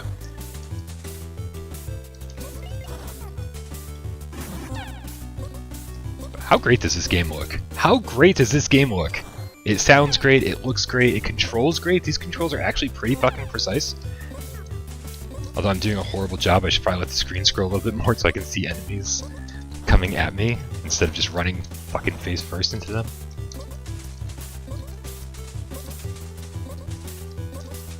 No! I knew it! I was doing too well. Oh, look at him, he's on crutches and stuff, he's all banged up. So good, man, so good. Yes, dude, Guru Larry, that's a great one, B-Triple. I love Guru Larry. Guru Larry's, who else? I don't know, Top Hat. I've seen Slopes, I don't watch Slopes. I'm trying to think who else I watch. Alright, that was random PC Engine game. Jesus Christ, guys, the time. Why does the time fly so much when I do these retro streams? Like, it always seems like the first half hour feels like it goes by pretty slow. And then I look down, I'm like, oh my god, it's like been almost 3 hours. Alright, dude, because Air Zonk is like so prominently featured in the thumbnail, we gotta play some Air Zonk, right? Now, Air Zonk was when Hudson basically was like, man, Bonk isn't cutting it anymore. We need to make Bonk cooler. And they sort of transformed him into Air Zonk with sunglasses and a rockin' hairstyle and blah, blah, blah, whatever. And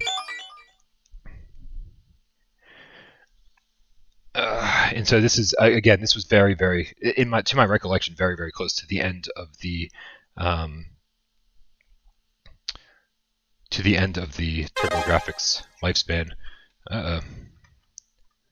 I actually tested. This was one of the games I tested last night, so I know it works. There we go. The Retro Freak asks you immediately. You plug in the cartridge, it loads it up, goes into memory, and then says, "Do you want to install this on your SD card?" And I'm like, I mean, kind of cool. Very, very cool. The Game Cat, how did you end up with games that released only in Japan? This is very interesting. Back in the day, this is why I like emulation, because it helps you learn about things. So back in the day, I forget which emulator I used on my PC, but I downloaded basically the entire library of every PC Engine game and every TurboGrafx game, and I played them all. I would go through one by one by one. It was like when one grabbed me, I would play it for a couple hours and then like go on eBay or look online or Craigslist or something and try to find someone who was selling it. And so that's how I actually figured out, a lot of these games long before different YouTube channels were talking about them, long before YouTube even existed. I was familiar with these games. And that's how I learned. I just played every single one of them until I found ones that I liked, and then I tracked them down. And back in the day, they were super cheap. You probably paid more for the shipping from Japan than the game itself. And now, these games are $70, $80, $100, $200. Now look at the art style here. This is crazy. I like they really hit their stride here. Look at these characters. And they look as good in the game itself. Usually that's not the case, but look, I'm just so excited to show you guys this. I don't know the difference between the modes. I've always sucked at this game. It is definitely a shoot 'em up, and I suck at it. You'll see there's even more. Auto, manual, alone. It's like I just go auto, man, because I don't actually know the difference on how to play with these different characters. But look at this art style, man. The enemies are gigantic. This really shows the power of the TurboGrafx. You'll see bigger enemies in a second. I'm like, look at the gigantic enemies! They're like dime size. Here we go. Even those fish, they have such cool design, style to them. And here we go. I love this. I love anytime a shoot 'em up allows you to get a power up that makes you smaller, because then your hitbox is smaller and you're harder to hit. So that's almost better than these little helicopters. I mean, they all just have so much personality to them. These things are beautiful. Like the art design here, it's just, this is like the pinnacle of 16-bit gaming as far as I'm concerned. Like the game is good, but the art design is fucking impeccable. And that extends to the bosses even more. You guys will see the bosses take up the whole screen. They're brilliantly drawn, man. So good. Alright, I'm big again. There you go, look at that. That's straight out of fucking Mega Man.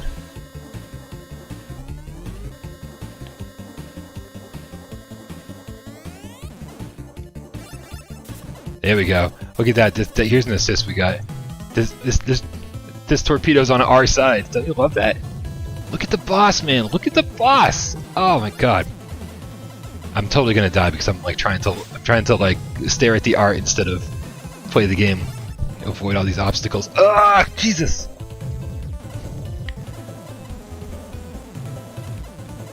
There we go. There we go. Not too bad. Like all 16-bit characters give the peace sign. Alright, we're gonna keep playing, although I know I'm gonna die really soon. I just want you guys to see as much of this as possible because it's so beautiful, man. It's so beautiful. And look at the scrolling on the bottom of the screen. I always love when they do like the multi-layer stuff like that to give it that 3D feel.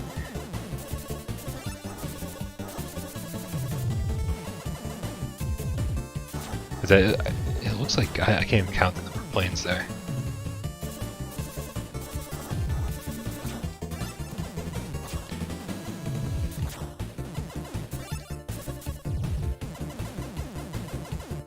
So good, man. I just want to take it all in. I want to breathe it in, drink it down.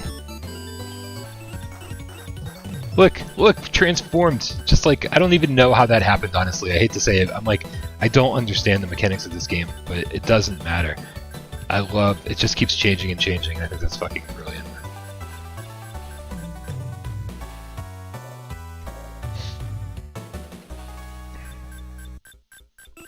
Look at how that's drawn. It's so bright, crisp. Ah.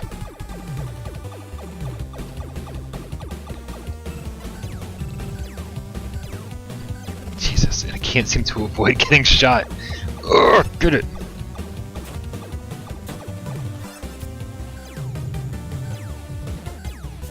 Oof.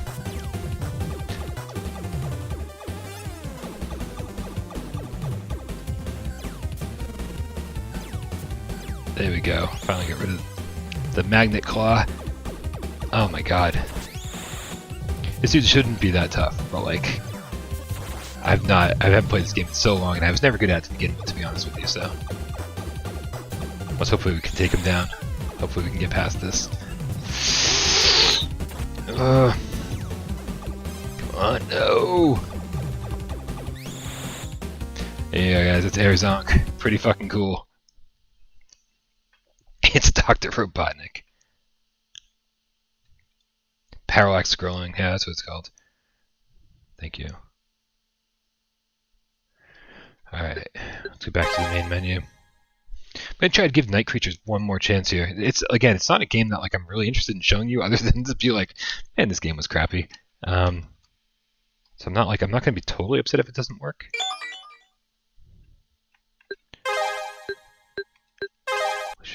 Give it one more shot, try to play it, even though it's not recognized.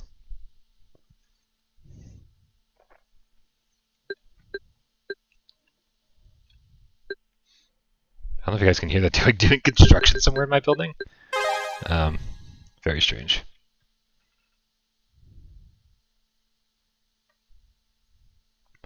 And do the trick where like you shove it in just a little bit, just a tip. That didn't work either. Let's try that again.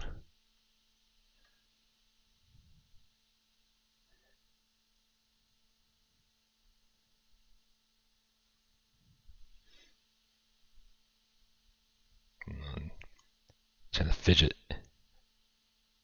Trying to fidget just a little bit. Come on. Come on. Nah, okay, fuck it. Night Creatures is not happening. That is our one. That's our one failure of the day. The only downside with using original cartridges is that sometimes you're just out of luck. Do I have a girlfriend?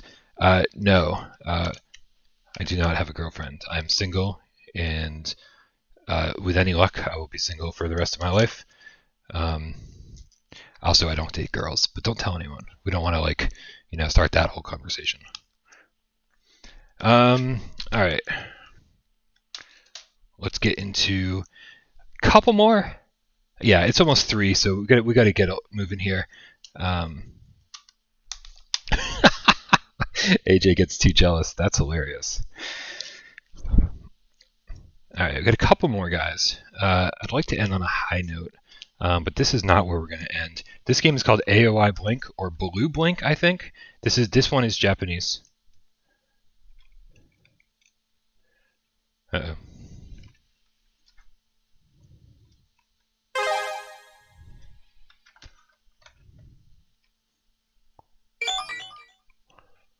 There we go.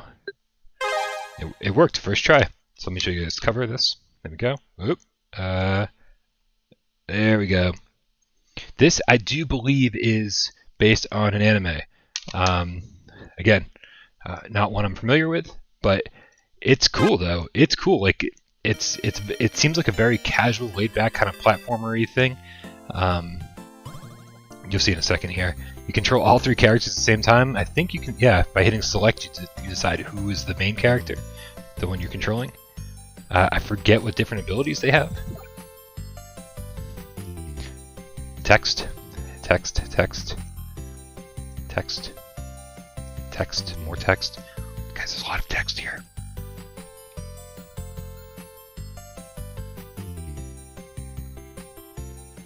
Twitcher, I feel like if I started dating again, I wouldn't have time to do all the things I really love. So it's not that like I don't think I'm gonna find anybody. It's that like I'm not sure if I want to find somebody. Look at this. Look how just clean and clear. Like Air Zonk had like these big like just kind of bold graphics. This has like some kind of like refined, like smooth thing going on. Jumping is weird. Why is jumping weird?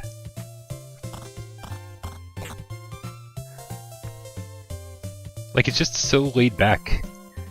I don't know why. I feel like I bounce a little bit here. Let's switch characters, see if these guys control any better.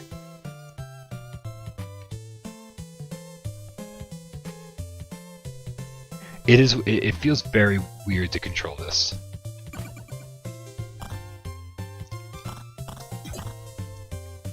Like I literally have no idea what I'm doing. On the bottom of the screen, it says there's like a bag with like a 7 next to it, 0 keys, and 3 something. I don't know. I don't even know what it is.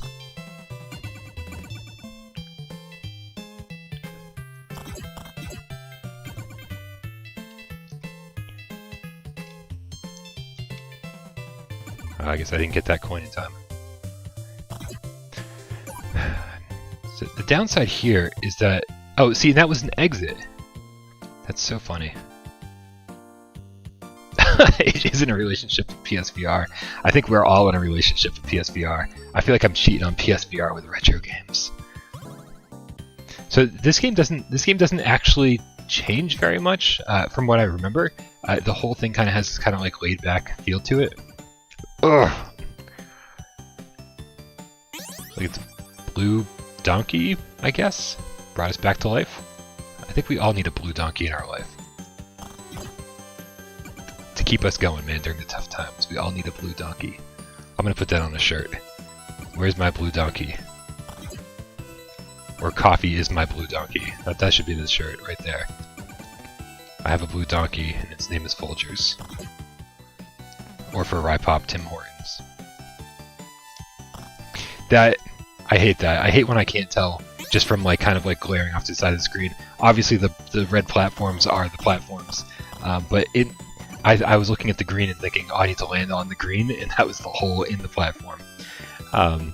That's more on me than the game, I think, though. I'll blame the game. Who the fuck cares, man? Let's blame the game. Alright, enough of AOI Blink. That was... Minecraft Tiger. Maybe a conversation for a different time. But thank you for your curiosity.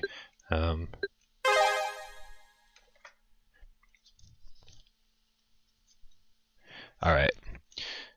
Guys, let's do... I don't know how many more. 1 more? 2 more? Let me see what I have in the pile that we haven't seen yet. We need to do Ghost Manor. We need to do... I forget what this game is called. Maybe it'll translate it for me when I put it in the system. It's Hell something? Journey through Hell? Hell something. I forget, man. I forget. But let's do Dragon Spirit first. I don't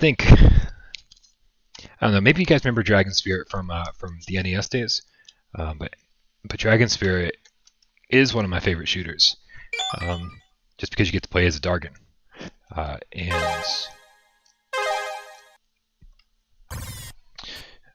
And honestly, like they didn't make this game look radically different on TurboGrafx.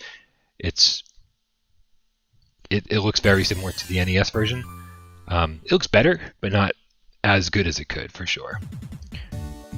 So here we go. It's pretty typical stuff. I'm gonna throw the turbo button on for the regular firing, but we can also do bombs too to get those guys that are in the water. This, again, just like every other shooter we played today, even Legendary Axe, is once you die, you just want to turn it off and start over, because it's all about powering up your dragon. Oh, and I already got hit. How did that happen? Here we go. Pretty soon I'm going to have 2 dragon heads, man.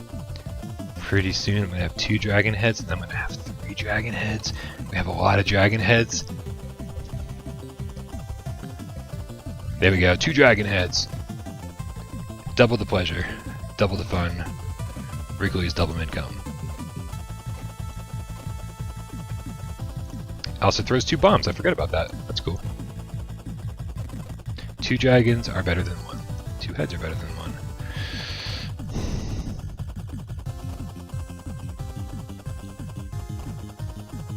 These guys shooting from the bottom of the screen. It's like I'm too far away. Oh crap! I'm never gonna have 3 heads if I can't even keep 2 heads. God, there were so many games back in the day. So many games, and there's not enough time now to even like it to play them all, man. It's like I just wish we had infinite time to play all these games all the time. Yeah. That's why, like, you know, the first stream I did was Resident Evil 2, but like I knew I had to do something, mix it up, and play a ton of games on the next stream, just because, man, there's so many great games to play, so many great games to play. Though I can't wait to get back to Resident Evil 2, I will say that, because there was so much I didn't remember when I was playing that game. I was like, man, it was almost like rediscovering it.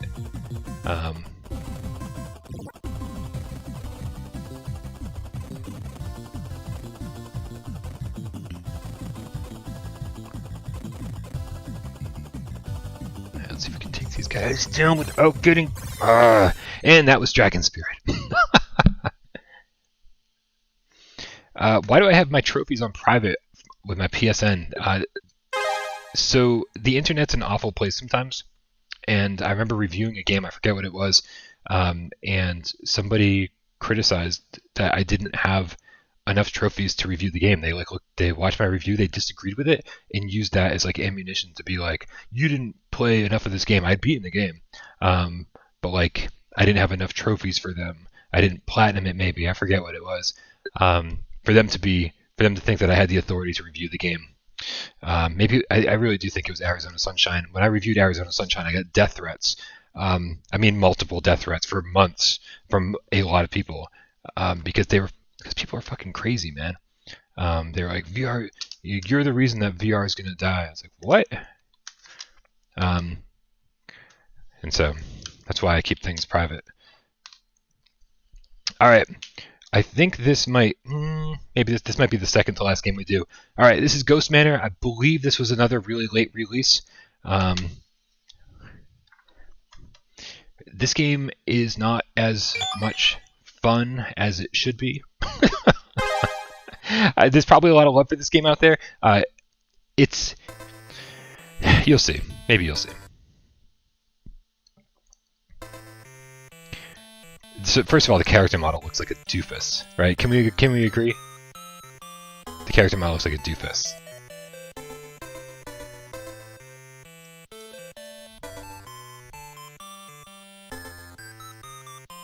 Alright. Please, Arthur, use the back way up to the old manor and see if you can save us all. Go now, time is short. Magic Cloak, protect you all from the ghosts and the blah blah blah blah blah blah blah. Be quick.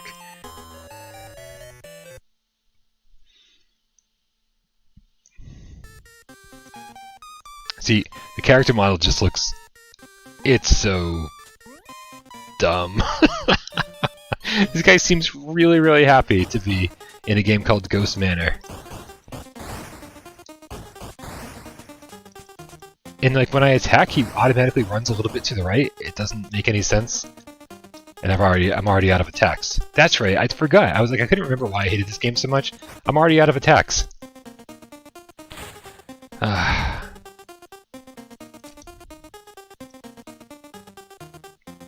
So you can hit select, and he does this weird thing where he like looks into the background. Like, I don't see anything there.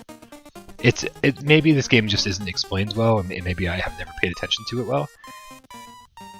But like, I don't honestly know what's going on, and I'm slowly making my way back up, you know, this huge thing that I fell down. Like the whole thing feels like a labyrinth rather than like a fun platformer, and I hate mazes. You guys know I can't even keep track of where I was 3 seconds ago.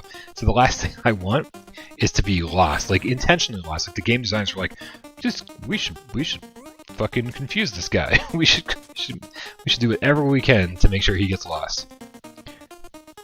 All right, nothing there. Can I, maybe the barrel? If I search barrels, again. Listen to that music.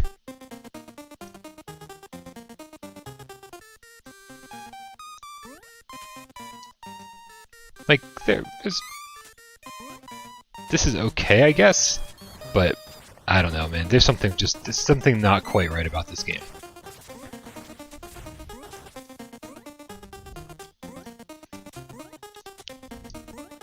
And I don't know, maybe, like I said, maybe someone out there understands it better than I do and can explain it, but I don't understand what's going on. And again, I'm like in here, I can't even jump right here because I'm hitting my head. And then I can't get to that platform.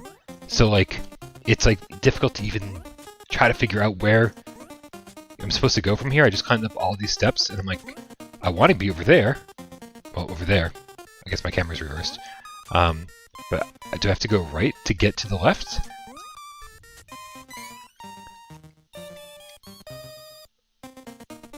And then there's a door, and I can't go in the door. Maybe I need to find something to unlock the door. It just isn't. I've put a few hours into this game before and just been like, nope. I guess this game doesn't do it for me. And like I said, I'm out of attacks already. Like, I shot a few times at the beginning of the level, and now I'm out. So I'm like, why? What do I do to restore those? So this is definitely, again, maybe it deserves a little bit more love. Maybe I need to pay a bit more attention to it. Is Jamie Meow still here? Was I supposed to play Power Golf? I think I was supposed to play Power Golf for Jamie Meow. So let's do Power Golf as like a fucking random ass sports game. Yes, congratulations, David Moore. David Moore, now the proud owner of the PlayStation 2 version of Silent Hill: Shattered Memories. Hell yeah, man. Here's my copy. Good stuff, man. Good stuff. PS2 era Silent Hill. We were talking a little bit in Discord last night about how well the Silent Hill games held up, and I think I misspoke. Like, I don't think Silent Hill 1 holds up all that well. Like, when I was playing Resident Evil 2, Resident Evil 2 looks so good still. Like, it still holds up because of the pre-rendered backgrounds. And I think the frame rate and just the kind of overall look of Silent Hill 1 doesn't hold up quite as well. I will love to repeal that statement when I get to replay it one of these days and give it another chance. But for the time being, I'm going to stand by that. I think the PS2 ones do hold up, though. The PS2 ones look a whole lot better and convey that sense of dread so much better than the first one. I could be wrong. Maybe the first one still is awesome. I love PS1. Jay, why am I playing Power Golf? This is so random. That's such a random request. I do not wish to install this game. If you want to see the cover, there you go. Power Golf. I'm pretty sure you can probably get this game for like $10 still. Once upon a time, you could get any TurboGrafx game for about $10-20. This one I don't think ever went up in price.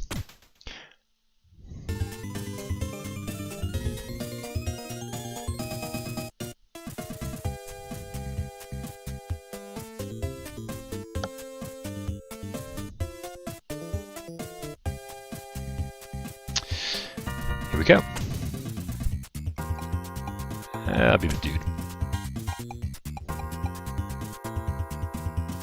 Why isn't it a QWERTY keyboard? Come on. Am I a man or am I a computer? Some might say I'm half of each. I mean, the course looks nice enough. Oh, and we are playing from an overhead perspective. Okay, that's interesting. Oh, okay, but then it switches. A little tap, tap, tap action. Uh-oh. Uh-oh.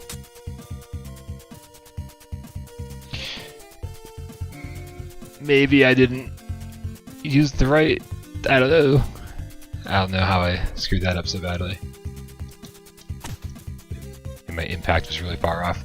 Was I not using a driver? Maybe was that the problem? This is par 4. It's going to take me 17 shots.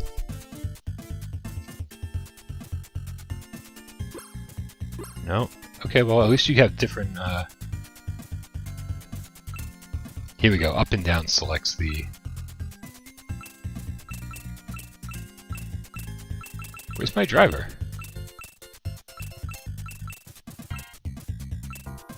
Is P like power shot, you think? You think that might be it? Let's try that. I missed the red part of the skill shot. Yeah, probably requires a little more precision than I gave it. Alright, well this is gonna take some time.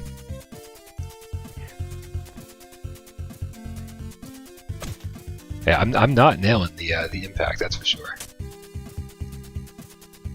So what was that? That was my 4th shot. We're getting there, guys. We're getting there. All right. Oh, too early that time. No, no, no, no!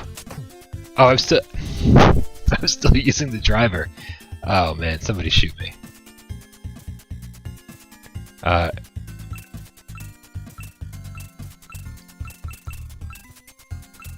Wait, maybe P's not powered. P's probably like pitching wedge or something, right? I don't even know. I don't even know. Hold on a second. Hold on a second. God damn it, Jay. What have you done to me? What have you done to me, Jay? P is pitching wedge. See, Sean knows what's up. That was so dumb. That was so dumb.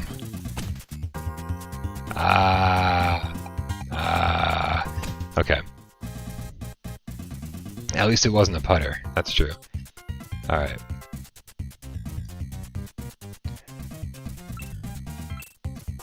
Okay, I think that looks like I'm on the right.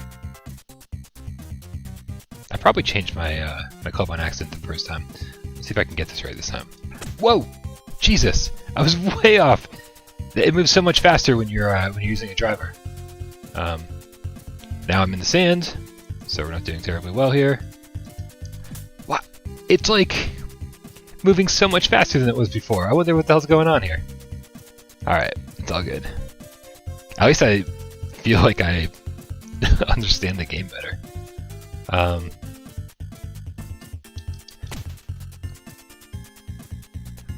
Ooh, that's the closest we've gotten it so far.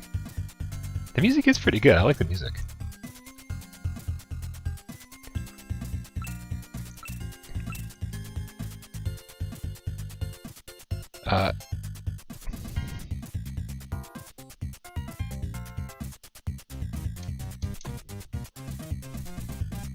Oh, still overshot it somehow. Okay. Jay, why are you making me do this? What's happening? You and Rypop playing bad games has somehow entered my streams. This is terrible. This is terrible. Okay. I'm just gonna do a little tap, tap, tap. There we go. And finally, now maybe I can putt. Let's see how putting goes with this. That's the only reason I didn't turn this game off already, because I want to see what putting felt like. It's like the same thing. I don't even see the hole on the screen. Like this is the worst presentation. But I got it in with a triple bogey. Huzzah! Alright, that was power golf. That was power golf. Wow. That's fantastic. Alright. Guys, we're gonna finish off with the game for some reason that I can't remember the name of. I want to say it's Hell something, and hopefully it'll give me the English translation when I pop it in.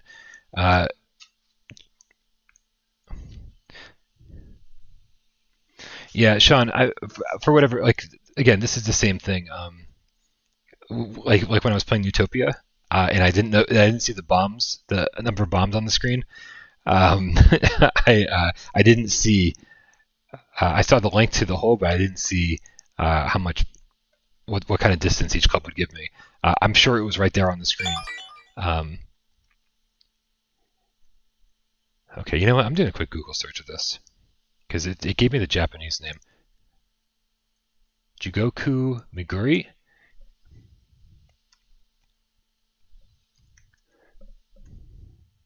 Eguri. Hell's Tour, or Hell Tour. Or Bones Adventure. Alright, Bones Adventure. So it goes by a few different names. So this actually came out in the US. I'm playing the Japanese version, Bones Adventure. I'm assuming that I probably picked up the Japanese version because the US versions of a lot of these games are ridiculously expensive. What's up, Hunter? Golf games aren't bad, man. Everybody's Golf VR. These are great games. I played Hot Shots Golf, and they're so much fun. And they just kind of like simplify everything, and the presentation is like through the roof. But like regular golf games, I guess, you know, my dad and I play a lot of golf games together on like PS3, PS4, and now PS5. And we played Tiger Woods, the Masters. We had all these different courses and stuff. We played the crap out of that. So even I guess the EA ones were pretty good. Okay, so here it is, Bones Adventure. I hope we're finishing off with a good one. It's been a while since I played this, but I remember it being fun. Here we go. Definitely a little bit of the Ghosts and Goblins kind of beginning here. We're playing through in a graveyard. I like that. The tombstones disintegrate when you... That grass moves there, but because there's an enemy in there, I didn't realize there's an enemy in there.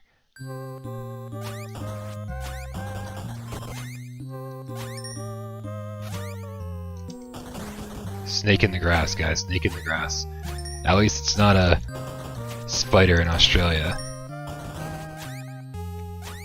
Spiders in Australia is way worse than snake in the grass.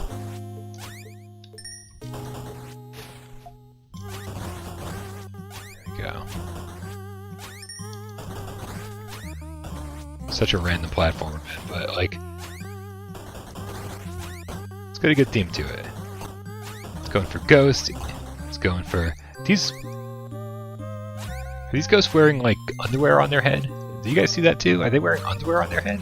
Ooh, the Firefox.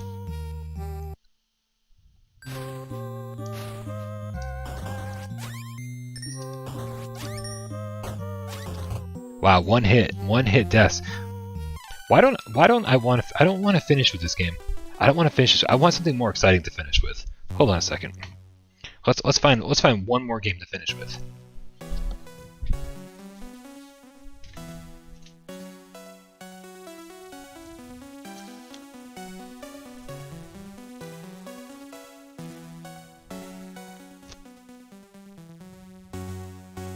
Looking through here, guys. Looking through. Want something exciting to finish with, something good. Really want something good to finish with. What is it gonna be, guys? What's it gonna be? I'm excited. What's it gonna be? What's it gonna be?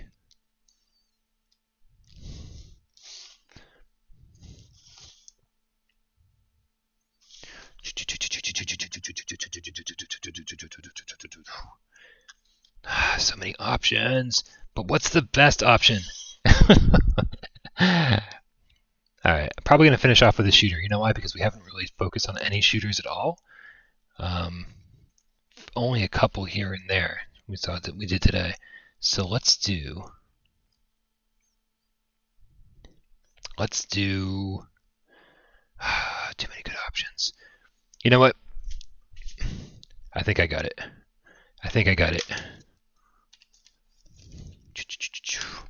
Yes. Yes. This is so exciting. I'm glad I figured something good. Alright. So this is Koryun. For some reason I own the reproduction of it, but I'm guessing that means it's probably really expensive. So probably for the best that I didn't spend a ton of money on a cartridge. Back to menu. Alright, here we go. Last game, Koryun. I remember this being a lot of fun. So let's do it, guys. Let's do it. These moments of Brian hunting games on the shelf are great. One reason you can't go digital. I love it. Sonic knew what was up with the underwear on the head. It's something they put on deceased people. Another reason not to die in Japan, because you don't want underwear on your head.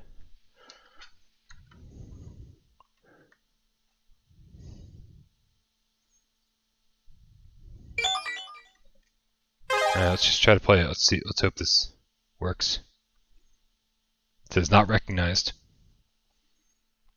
And it also doesn't work. Man, I hope this doesn't become an issue.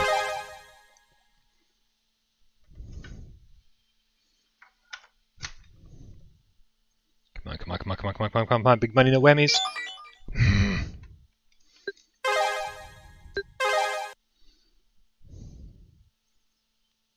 I'm wondering, will it ever work when it says that it doesn't recognize it?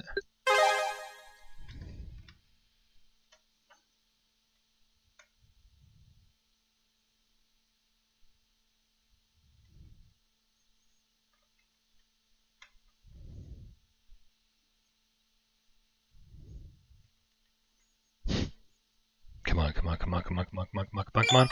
No! What is happening?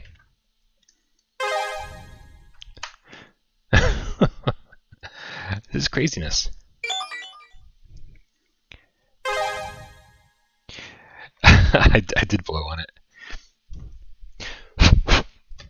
I mean, I know that doesn't actually work, but then I had to give it a shot anyway.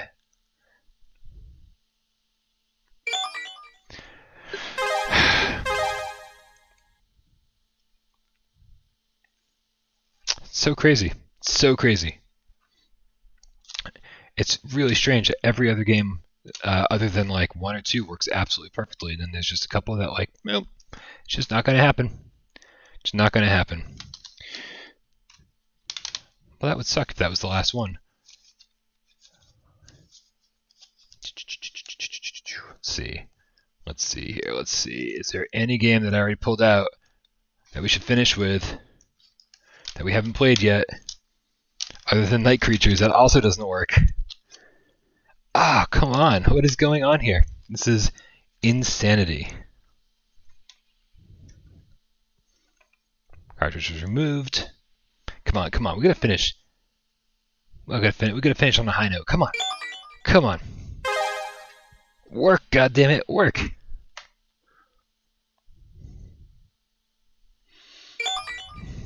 Okay. One more try, one more try. Come on. Come on. Big money, no whammies. Ah, crap. You want to do Bonk 2? Actually, you know what? Let's do Bonk 3. Let's do Bonk 3. We did Bonk 1. We played Bet Legendary X. Yes, we did. Okay, hold on a second.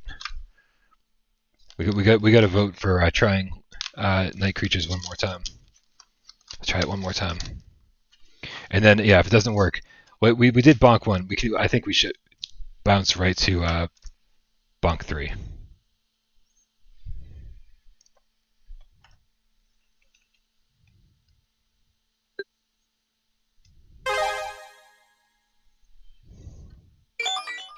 This is Night Creatures.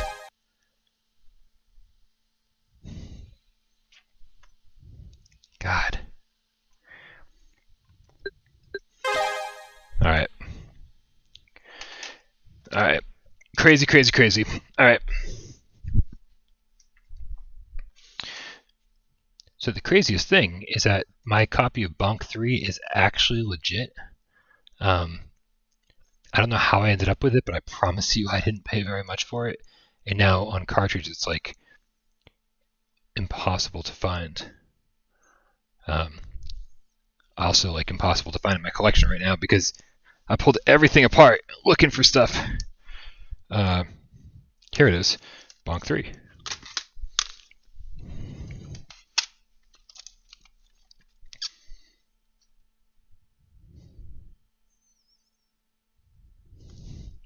Alright.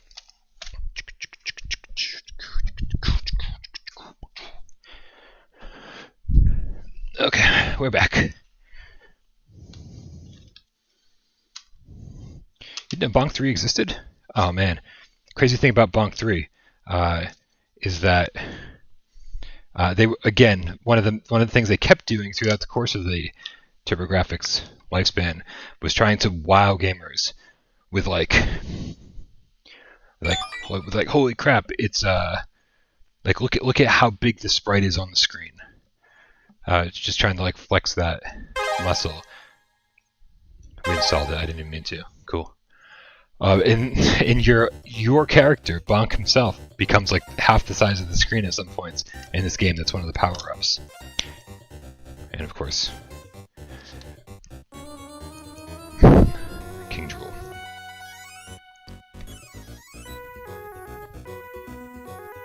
See, look, you actually play as him that big sometimes. One player. They really did kind of mess with the formula quite a bit here, which was good. Oh, you know what? My turbo button was on. I wonder if that was part of my problem in Bones Adventure, the last one. Look, it's the boss from the first one. It's the first boss from Bonk 1. He's just hanging out. He's a good guy now, so he's just hanging out. What a cool throwback that is. To just be like, oh yeah, NPC, just hanging out. The guy that you defeated years ago. He's just hanging out. He's still a good friend. Look how crazy that is. It's like having a boss on the screen that's that big is one thing, but controlling a character on the screen that's that big, like unheard of in this day and age. And of course, he evolves into like really pissed off Bonk, and things go from there. Shoots fire.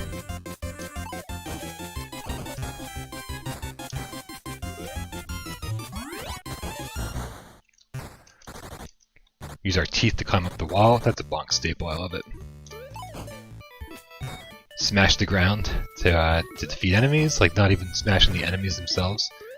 It's good stuff, man. It's good stuff. I think the level design in Bonk 3 wasn't as good as the first two, but again, they like really played with some of the mechanics and made it feel like a much different game than the first two.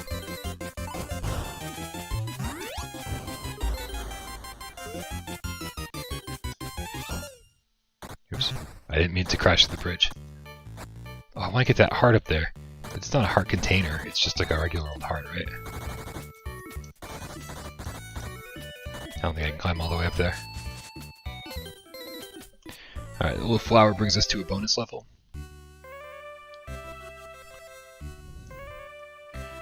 I don't think Bonk is used in that way, at least not frequently here. Am I just supposed to be collecting butterflies? Is that it? I didn't read the screen. Did anybody read the screen? Am I supposed to just be collecting butterflies? That's gotta be it. That's the only thing here.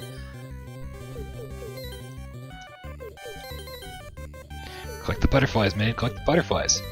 Collect the butterflies. Come on, come on, come on. We only have a limited amount of time. We got them all with time to spare. Sweet. Boink. Yeah, there you go. That's... yeah.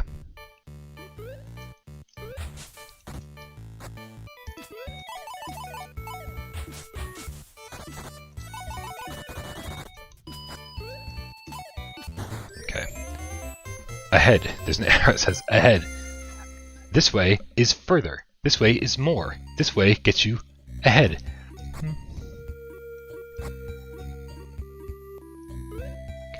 Ah!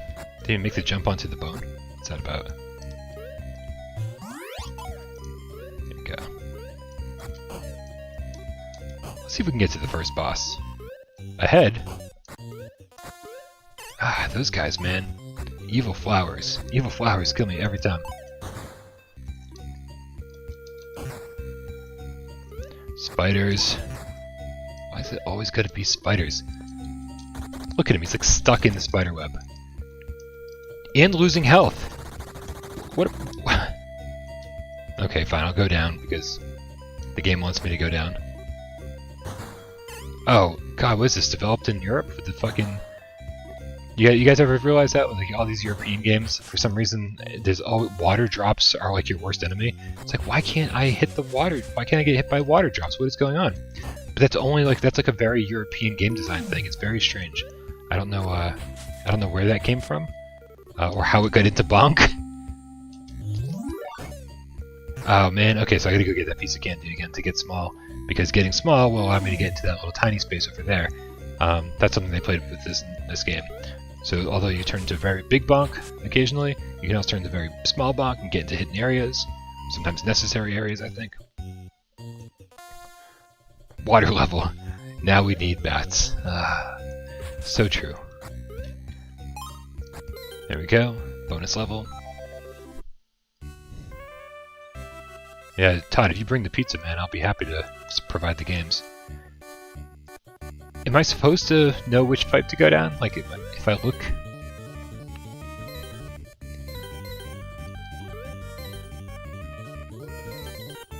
It's so fucking random, man. So random.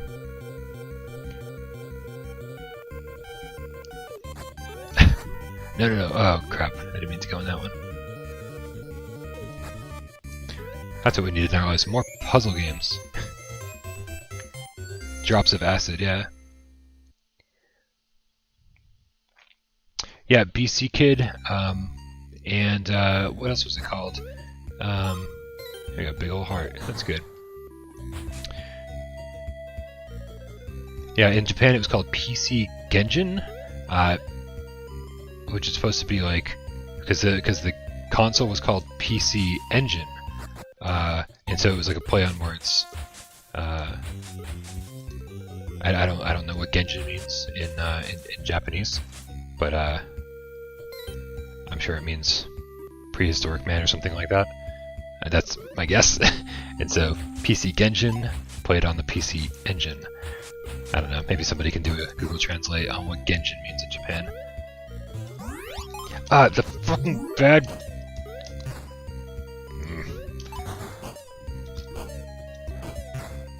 So the levels do become slightly more maze-like in this game, so a little less linear, which normally I'd be like, meh, I'm not interested, but like, you know, after playing Bonk 1 and Bonk 2, and playing the Bonk games on, there's Bonk games on Game Boy, where else, Super Nintendo, there's Super Bonk, it did actually come to the NES too, eventually, after TurboGrafx pretty much died. Ooh, is this, I think the boss, is this the boss? No. Can't be the boss already. Ah! Oh, there's an extra dude up there. Oh well, what are we gonna do? So yeah, so we played a lot of Bonk games by the time Bonk 3 rolled around, so having kind of a different take on the series was nice.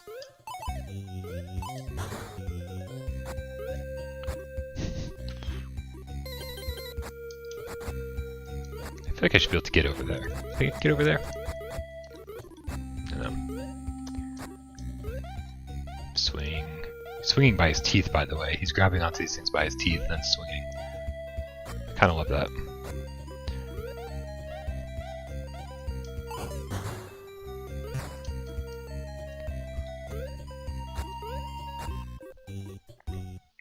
No, I think we want to keep going up. I don't even remember what the first boss is in this game. I definitely played a lot more Bonk 1 and 2 than 3.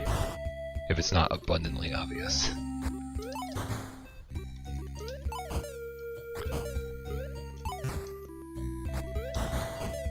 Seems like a little like demon Bonk running around.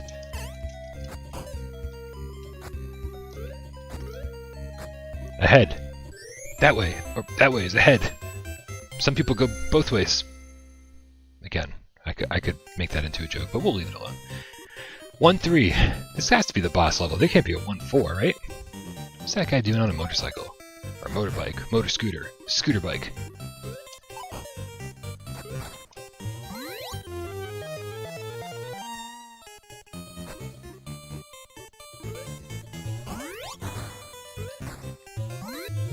Here we go. Bonk is... He looks so tired. He looks like he just woke up. Somebody get Bonk some coffee. What does that sign say? Into? No, we want to go over. We don't want to go We don't want to go into. We want to go over. Uh-oh, we might have to go... Oh! Secret area.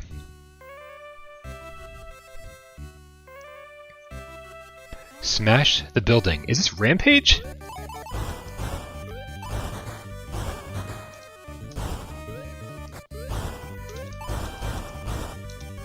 Oh my god. I'm running out of time. What am I doing up there? What am I doing? Stop it! It's it's Rampage Bonk Edition. Oh my god. It's almost like the Street Fighter 2. Really bad. Fuck it up.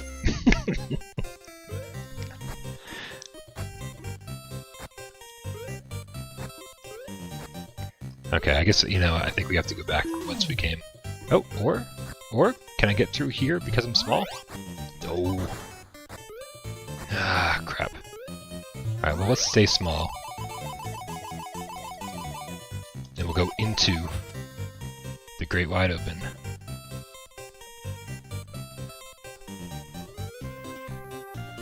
Alright, there we go. Oh, wait, what? We were small because and we needed to be small, and now we're big and we need to be small. Okay, you know what? You can die, motherfucker. What's going on over here?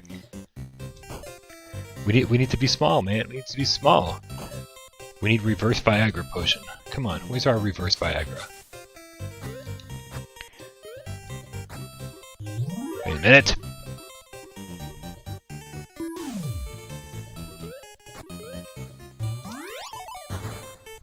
Screwed up. Oh, here we go. There we go. Hell yeah. Okay, let's try this again. Hopefully those enemies didn't respawn. Because so we just have to go through this whole thing again. Here we go. Here we go. Ah! Stay away from me. Stay away from me. There we go.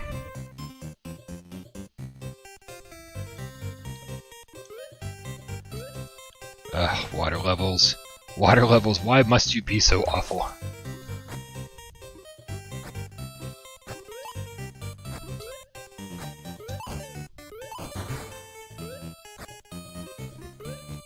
Yeah, let's get that candy up there. No. Let's get this meat over here.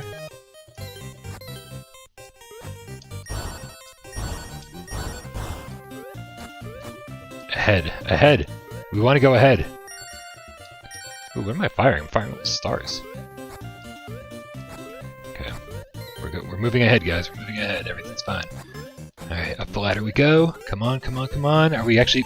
Can we... Oh, here we go. This is the thing that transports us to the boss. We get to finally see the first boss in Bonk 3.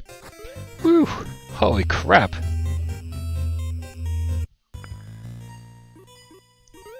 Whoa. Very cool. Oh no, and I already died.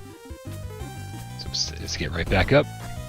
Man, come on, get up, get up, get up! Oh man. I'm trying to get... What? I turned into a crab?